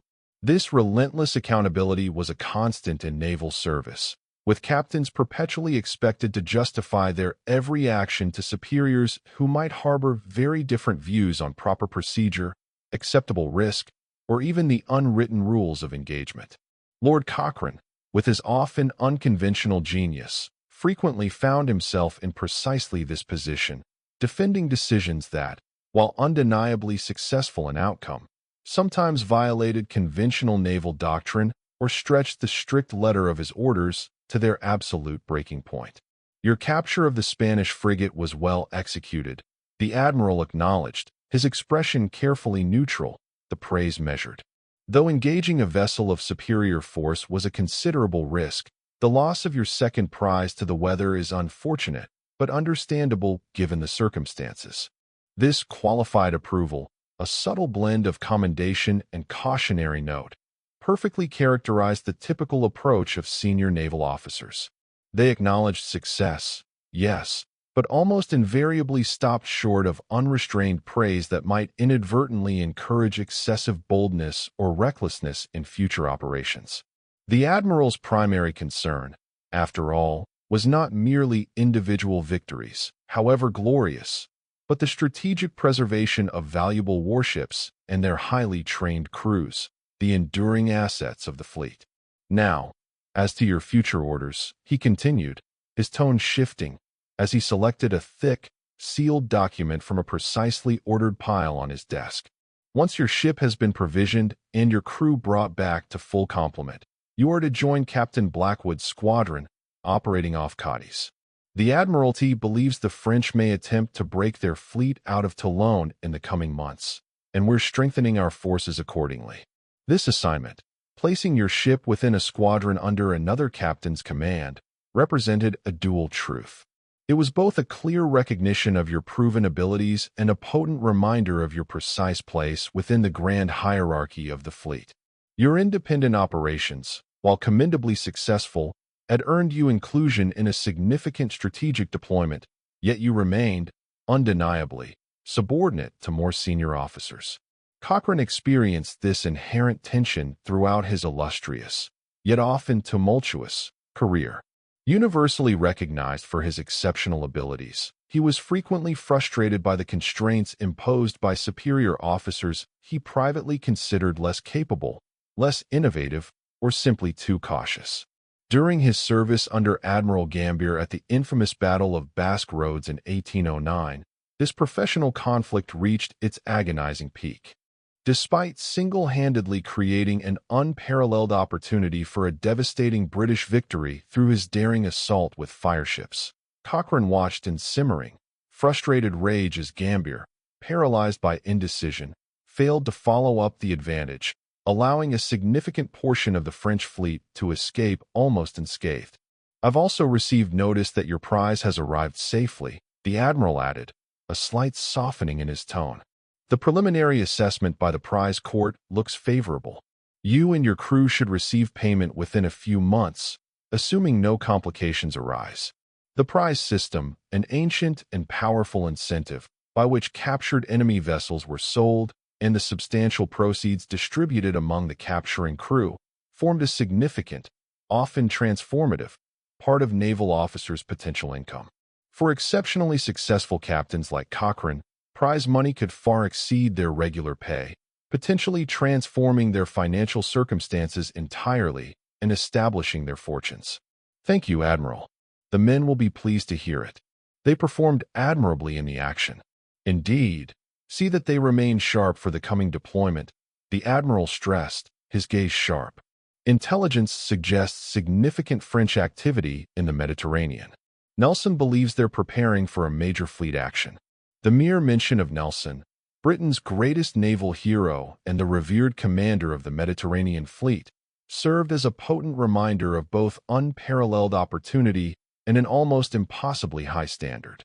The tantalizing possibility of participating in a decisive fleet engagement offered the chance for unimaginable glory and rapid advancement, yet it simultaneously imposed the crushing expectation of performance worthy of serving under such a legendary figure. With the formal meeting concluded, you took your leave, carrying the sealed orders, tangible proof of your new mission, and a clearer, if still complex, understanding of your position within the intricate web of naval politics and grand strategy. The Admiral's reception had been positively warmed by the generally austere standards of senior officers. Your recent successes duly acknowledged, your decisions generally approved, and your future assignment carrying the potential for even further distinction. Yet, as you retraced your steps through Gibraltar's winding, sun-drenched streets toward the harbor, a visceral awareness settled upon you. How swiftly such approval, however effusive, could evaporate. A single failed engagement, an unfortunate loss of a vessel, or merely incurring the displeasure of a powerful superior could transform a promising position into professional disgrace overnight. This inherent precariousness, this constant tightrope walk, defined naval careers in the age of sail. Even Cochrane, with his extraordinary, almost unparalleled record of victories, frequently found himself vulnerable to the shifting winds of admiralty politics. His outspoken criticism of pervasive corruption and inefficiency within the naval establishment made him powerful enemies, while his unconventional tactics, though brilliantly successful, sometimes alienated more traditional, procedurally minded senior officers. Back at the harbor, you were met by your first lieutenant, Mr. Harrison, who had come ashore with a boat, his face etched with a mixture of eagerness and concern, ready to report any developments in your absence. "All well with the Admiral, sir?" he inquired, the seemingly casual question carrying far more significance than its phrasing might suggest, a subtle probe into the political temperature ashore. "Well enough," you replied, keeping your tone even. "We're to join Blackwood off Cadiz once we've replenished and brought our crew up to strength." "What's our status?" "Water casks are being filled now, sir. The victualling office has promised fresh provisions by tomorrow morning. We've received 12 new hands from the receiving ship, mostly experienced men from vessels paying off. The purser is completing the paperwork for our stores. The logistics of maintaining a warship, the meticulous management of every detail from fresh water to gunpowder, formed a significant, often overlooked, part of a captain's responsibilities. Without adequate provisions, potable fresh water, and a properly trained, healthy crew, even the most powerfully armed vessel became a useless, floating hulk, utterly incapable of executing its mission. Cochrane, understanding this fundamental truth, paid particular and often unconventional attention to these practical aspects of command. He knew that strategic success ultimately depended on mundane, yet critical, factors like proper provisioning and astute crew composition. During his command of HMS Pallas, he famously captured a Spanish treasure ship carrying thousands of dollars in coin, wealth that allowed him to ensure his vessel was impeccably supplied, even when official channels proved agonizingly slow or entirely inadequate. "And the prisoners?" you inquired, mindful of your responsibility for the Spanish sailors captured in your recent engagements. "Transferred to the prison hulk as ordered, sir. Their officers have been paroled ashore under supervision. The Spanish captain asked me to convey his thanks for your courtesy during the action." This professional respect, occasionally extended even between opposing officers in the midst of fierce conflict, reflected a curious duality of naval warfare in the era. Fierce, often brutal combat was frequently followed by remarkably civilized treatment of prisoners, all according to established codes of conduct. Captured officers, particularly, could often expect parole, allowing them relative freedom within specified boundaries in Gibraltar, based solely on their word of honor not to attempt an escape. "Very good. I'll be dining aboard tonight. Have the surgeon and the Marine lieutenant join us. We need to discuss the new deployment." This seemingly casual invitation demonstrated another subtle, yet effective, aspect of command: the selective use of social occasions to build relationships with key officers and to conduct important business in a less formal, more conversational setting.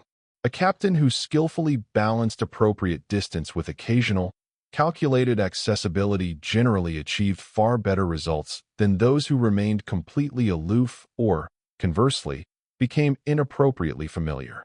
The ensuing days dissolved into a flurry of frenetic activity as your ship prepared with utmost urgency for its new assignment. Fresh provisions poured aboard.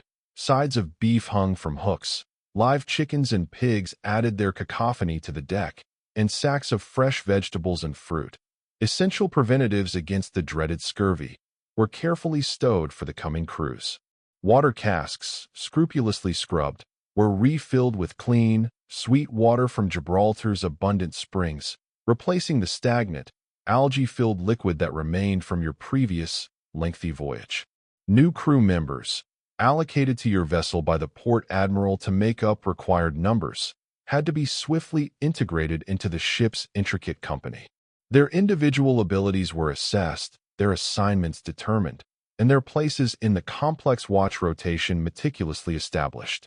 Some were experienced, seasoned sailors, a welcome boon who would undoubtedly strengthen your crew. Others were landsmen, with little to no nautical knowledge, requiring immediate and intensive training, a necessary, if sometimes frustrating, investment of time and effort.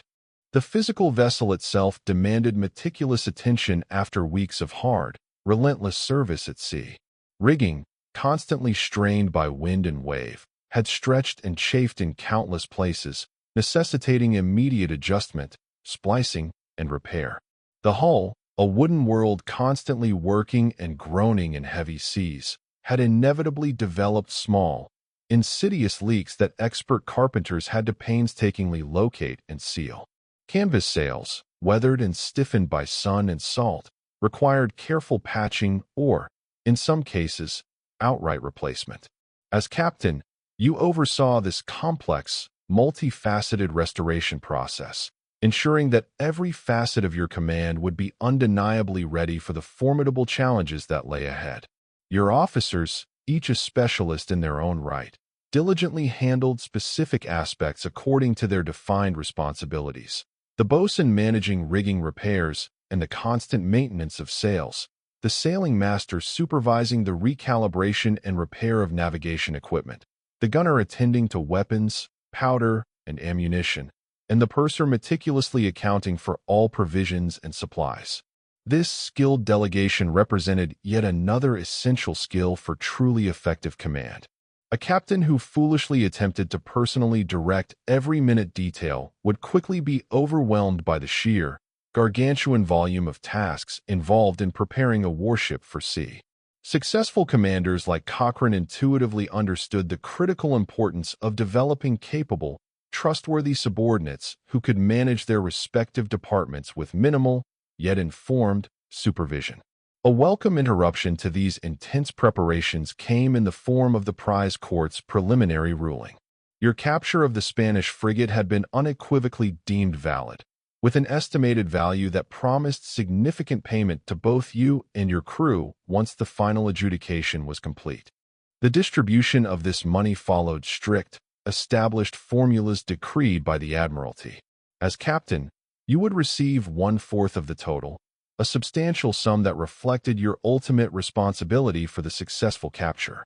Your officers would share another 1/4, divided according to their respective ranks, while the final, largest half was equitably distributed among the ordinary seamen and marines, the backbone of the crew. For a valuable prize, like a Spanish frigate, these amounts could truly transform lives. A successful captain might earn more from a single capture than from years of regular pay.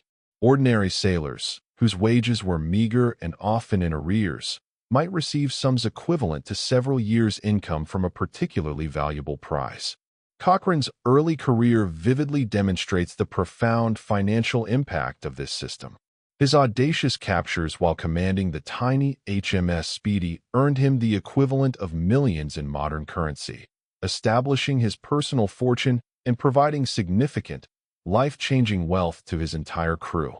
This powerful financial incentive undoubtedly contributed directly to the exceptional, often reckless, performance of ships under successful prize captains. Every man aboard, from the lowliest cabin boy to the most senior lieutenant, understood implicitly that his personal prosperity depended directly on successful, aggressive action against enemy vessels. On the evening before your scheduled departure, you hosted a formal dinner in your cabin for your officers, a cherished tradition marking the beginning of a significant and potentially perilous deployment. The small table was impeccably set with your best silver and china, brought aboard at your personal expense, a small but significant luxury in the austere world of naval service. Your steward, working in concert with the ship's cook, had prepared a meal far superior to the standard naval fare, complemented by a selection of fine wines from your private stores. Gentlemen, you proposed, raising your glass as the excellent meal concluded, to successful hunting off coddies. The assembled officers, your first and second lieutenants, the ship's surgeon, the marine officer, and the master, raised their glasses in a unified, heartfelt response. This moment of convivial shared purpose served multiple, crucial functions, building a vital esprit de corps among your command team, subtly acknowledging their status as gentlemen as well as officers, and establishing a tone of confident determination for the coming operational period. Cochrane, despite being less formal than many captains of his era, keenly understood the importance of such gestures in maintaining morale among his officers. His leadership style, while not overly rigid, emphasized professional respect and competence rather than strict social deference, fostering a command climate where initiative and intelligence were valued above blind adherence to hierarchy. Morning brought the final, urgent preparations for departure. The anchor watch had been reinforced with additional hands, a prudent measure for the complex evolution of weighing anchor and making sail from a crowded harbor. The pilot, a local mariner with an intimate, detailed knowledge of Gibraltar's treacherous waters, had already come aboard to guide your initial departure through the tricky, often unpredictable currents that swirled around the towering rock. "All hands to weigh anchor," bellowed the boatswain at your order, his powerful call immediately echoed by his mates throughout the ship. The organized chaos that ensued, a carefully orchestrated maelstrom of activity, demonstrated the extraordinary coordination and discipline required to operate a sailing warship effectively. Men swarmed with astonishing speed up the ratlins, agile as monkeys, to prepare the furled sails for deployment. Others, with rhythmic grunts of effort, manned the capstan, the massive vertical winch that would haul up the heavy, encrusted anchor from the harbor bottom. Marines, their muskets gleaming, took their positions as hull sentries, their vigilant presence ensuring no unauthorized boats approached the ship during this vulnerable transition from a stationary to a mobile state. Your place during this crucial evolution was, as always, on the quarterdeck, the ship's command center. From this elevated vantage point, you could observe all aspects of the operation, issuing necessary orders with a calm authority that belied the underlying tension.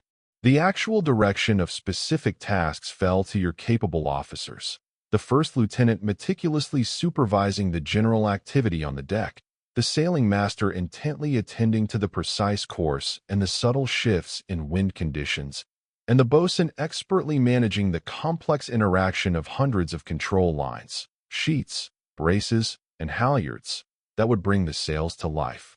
"Anchors away, sir," came the powerful report from forward, the cry a mixture of relief and triumph as the massive iron hook finally broke free from the stubborn harbor bottom. "Make sail," you ordered, initiating the carefully choreographed sequence of unfurling canvas to catch the gentle morning breeze. First, the topsails billowed out, then the larger courses unfurled below them, swiftly followed by the towering topgallants, each sail adding its immense power as the ship began to gather momentum and precise steering control. The profound feeling of a ship coming alive beneath your feet, transitioning from a static object to a dynamic, living vessel, remains one of the most sublime and profound experiences of command. Modern captains, even of the largest vessels, can never truly appreciate this unique sensation, a visceral connection to a living entity, where hundreds of men acting in perfect, synchronized coordination harness the invisible, immense power of wind through acres of billowing canvas. As Gibraltar receded steadily behind you, its imposing rocks shrinking on the horizon, your thoughts inevitably turned to the deployment ahead. Joining Blackwood's squadron meant operating as part of a larger, unified force, a fundamentally different challenge from the independent cruising you had recently completed. Your tactical decisions would now be constrained by the squadron commander's signals and the overall strategic objectives, requiring a different approach to command, one of cooperation and adherence rather than unfettered autonomy. Cochrane sometimes struggled immensely with this aspect of naval service. His fiercely independent nature and unparalleled tactical creativity often chafed severely under the limitations imposed by squadron operations. This was brutally evident during the Battle of Basque Roads, where his simmering frustration with Admiral Gambier's overly cautious approach led him to act with increasing, almost defiant, independence, ultimately creating significant professional consequences for him, despite the objective success of his audacious actions. By midday, Your ship was clear of the treacherous Strait of Gibraltar, the vast, shimmering expanse of the Atlantic Ocean opening majestically before you as you set a determined course for the Spanish coast and your rendezvous with Blackwood's squadron. The familiar, comforting routine of sea service swiftly resumed. Watches were set with precision, vigilant lookouts posted high in the rigging. Gun crews exercised their weapons with practiced drills, and the 1,000 daily tasks that meticulously maintained a wooden warship in peak fighting condition were carried out with unwavering diligence. As you stood on the quarterdeck, surveying your command, now cutting gracefully through moderate seas under a proud press of canvas, you embodied the unique, solitary position of a naval captain in the age of sail. You wielded absolute authority within your wooden world, a microcosm of British power, yet remained ultimately accountable to distant, often detached, superiors. You were the master of wind and wave, guiding your vessel through skill and hard-won experience, yet always inherently vulnerable to their unpredictable, often furious power. You were the unquestioned leader of hundreds of men whose very lives depended on your singular judgment, yet fundamentally isolated by the very nature of command itself. This paradoxical existence, powerful yet constrained, authoritative yet accountable, central yet isolated, defined the extraordinary captains who guided Britain's wooden walls through the tumultuous, often brutal wars against revolutionary and Napoleonic France. The most successful among them, like the legendary Cochrane, navigated not just the physical seas with unparalleled skill, but also these complex, often conflicting, contradictions of command with profound courage and ingenuity. What truly made Cochrane exceptional, even among the remarkably capable captains of his era, was his unique, almost alchemical, combination of tactical brilliance, an intuitive technical understanding of his ship, and unyielding moral courage. When commanding the tiny, almost comically outmatched HMS Speedy against the vastly superior Spanish frigate El Gamo, he demonstrated not just daring and audacious bravery, but a stunning degree of innovative problem-solving and an unflappable nerve that would forever cement his place in naval history. Building upon the legend forged at El Gamo, Cochrane wasn't merely brave. He was a tactical genius, redefining naval engagement. He masterfully exploited the Spanish frigate's design flaws, maneuvering his diminutive vessel into a seemingly impossible position directly beneath the towering El Gamo.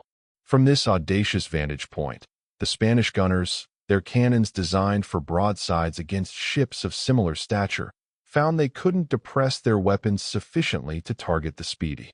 Cochrane further intensified his psychological assault on the enemy, initially presenting a deceptively meager crew on deck, only to unleash a swarming force of hidden Marines in a surprise boarding action.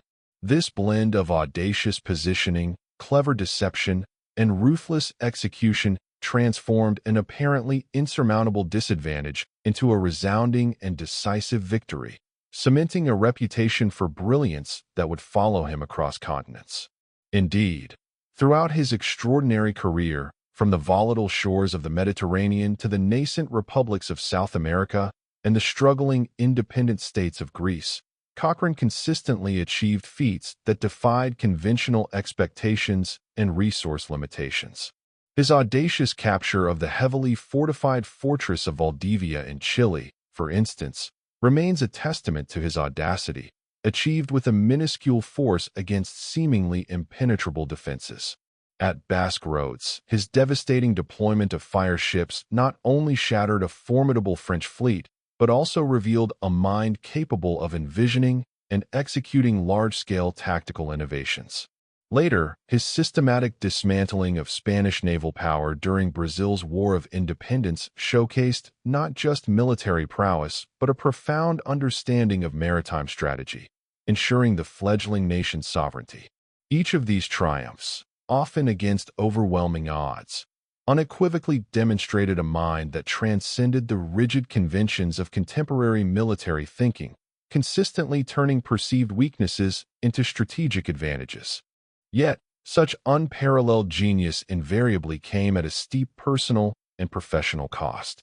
The very same independent spirit and unwavering moral courage that propelled his battlefield successes simultaneously rendered him a profoundly difficult subordinate and a formidable political adversary. Cochrane's outspoken and often scathing criticism of the pervasive corruption rife within the naval administration and the notoriously unjust prize courts created a powerful network of enemies among the British establishment. His unconventional tactics, born of a restless intellect, alienated more traditional and less imaginative officers who clung to established doctrine. Furthermore, his resolute refusal to submit to limitations imposed by superiors he deemed less competent repeatedly jeopardized and ultimately damaged his career prospects within the Royal Navy. This turbulent trajectory culminated infamously in the 1814 stock exchange fraud case, a scandal that led to his public imprisonment and ignominious dismissal from the Royal Navy. A verdict that remains a subject of intense historical debate and controversy to this day. Despite his official conviction for market manipulation, a significant number of historians now largely concur that Cochrane was, in fact, systematically framed by powerful political enemies. These adversaries, recognizing a golden opportunity, sought to neutralize a dangerous and outspoken reformer whose integrity threatened their entrenched interests. While a measure of vindication eventually arrived, and he was reinstated much later, the damage to his standing within the British naval establishment was irreparable. This forced him into an extraordinary second career, leading the nascent navies of Chile, Brazil, and Greece in their desperate struggles for independence. In these foreign services, far from the stifling bureaucracy of the Admiralty, Cochrane finally discovered the operational freedom that his independent nature demanded. He achieved further legendary results, cementing his reputation for exceptional ability, even as his propensity for difficult relations with authority continued unabated. The recurring pattern established during his Royal Navy service, brilliant tactical success frequently accompanied by disruptive political conflicts that ultimately limited his long-term institutional effectiveness, persisted throughout his global adventures. Upon his eventual return to Britain, Cochrane's later years brought a welcome, if belated, measure of official vindication. Reinstated to his full rank and honors in the Royal Navy, he channeled his innovative spirit into continued technical advancements, becoming an important and prescient advocate for steam propulsion and modern naval design. His death in 1860 at the venerable age of 85 marked not only the passing of a remarkable individual, but also the symbolic end of an entire epoch, as he was truly one of the last great commanders from the age of sail. What profound insights might we, from our modern vantage point, glean from Cochrane's truly extraordinary career and the formidable demands of naval command during his tumultuous era? Perhaps the most significant revelation lies in the recognition that truly effective leadership necessitates a complex, often counterintuitive, balance of seemingly contradictory qualities. It calls for the raw courage to undertake bold, even reckless, action, yet simultaneously demands the profound wisdom to accurately assess and recognize inherent limitations. It requires the unshakable confidence to trust one's own judgment in moments of extreme peril, yet the profound humility to openly acknowledge errors and adapt. The strength to maintain absolute authority must be tempered by the essential flexibility to adapt swiftly to rapidly changing circumstances and unforeseen challenges. Few individuals in any era are naturally endowed with such a finely tuned equilibrium. The legendary captains of the age of sail, figures like Nelson, Cochrane, Suffren, and their esteemed peers, meticulously cultivated these multifaceted qualities, often through the crucible of harsh experience, learning painful but invaluable lessons from early mistakes and setbacks. Their enduring success stemmed not from an absence of error, but rather from an unparalleled capacity to learn, evolve, and grow from every single challenge encountered, transforming adversity into expertise. For contemporary individuals, merely contemplating the prospect of functioning as a naval captain in the unforgiving 1800s elicits an honest answer that, for most, would be a resounding no. This isn't due to a lack of courage or intelligence, but rather a profound unfamiliarity with the hyperspecific, arcane skills and the deeply ingrained mindset that such a role unequivocally demanded. Imagine the ability to navigate solely by the celestial dance of stars and the imprecise art of dead reckoning, to interpret subtle, almost imperceptible changes in wave behavior as crucial indicators of wind patterns, to diagnose and swiftly address complex mechanical problems within the labyrinthine rigging of a multi-masted sailing ship, or to maintain iron discipline across a diverse crew through a delicate combination of formal authority and compelling personal example. These are not capabilities that can be quickly or easily acquired. They were the hard-won hallmarks of a true master mariner. Beyond these demanding technical proficiencies lay an even more profound challenge: the intense psychological adjustment required for command in near-absolute isolation. Imagine the immense burden of making life-or-death decisions on the high seas, often thousands of miles from any port, without the luxury of consultation, without any technological support, and with only your own judgment to rely upon. It meant bearing the full, crushing weight of responsibility for every success or catastrophic failure, without the safety net of distributed accountability that characterizes modern organizational structures. Few, if any, contemporary individuals have ever experienced anything remotely approaching this profound, solitary burden of ultimate responsibility, where the lives of hundreds, the fate of a vessel, and even the destiny of a nation could rest squarely on one person's shoulders. The magnificent wooden ships that Cochrane and his contemporaries commanded have long since vanished from the world's oceans, replaced by colossal vessels of steel, propelled by powerful engines rather than the capricious breath of the wind. The incredibly specialized skills they meticulously honed, the nuances of sail trim, the art of celestial navigation, the brutal reality of close-quarters boarding actions, have largely receded into the realm of historical curiosities rather than practical necessities. Yet, the fundamental human qualities that rendered these commanders so extraordinarily effective, their raw courage, incisive judgment, boundless adaptability, and unyielding moral fortitude, remain utterly essential to leadership in any era, across any field. Perhaps this enduring truth explains our persistent, almost magnetic, fascination with the age of sail and its legendary commanders. In studying figures as complex and brilliant as Cochrane, we don't merely glimpse a thrilling and dramatic historical period. We apprehend timeless principles of leadership under the most unimaginable pressure. Their epic struggles and monumental triumphs, separated from us by centuries, nevertheless speak directly to universal and enduring human challenges. How to make critical decisions with perpetually incomplete information. How to meticulously balance inherent risk against potential opportunity. How to effectively inspire and lead others while unequivocally remaining true to one's deepest principles. As we conclude this reflection, leaving our hypothetical captain sailing resolutely toward his rendezvous with Blackwood's squadron, we are compelled to reflect on just how thoroughly the age of wooden ships and iron men has receded into history. Yet, the transcendent qualities that so profoundly define these great captains, what Cochrane himself famously termed the true spirit of enterprise, remain as profoundly valuable and exceptionally rare today as they were when Britain's very survival hinged on the sagacity and daring of men who commanded her wooden walls against seemingly impossible odds. The question lingers: would you have made a successful captain in the Royal Navy of the 1800s? The candid answer for almost all of us would be an emphatic no. The unique, intricate blend of highly specialized technical expertise, indomitable physical hardiness, profound psychological resilience, and nuanced social understanding required could simply not be acquired without years, indeed decades, of total immersion within that vanished, demanding world.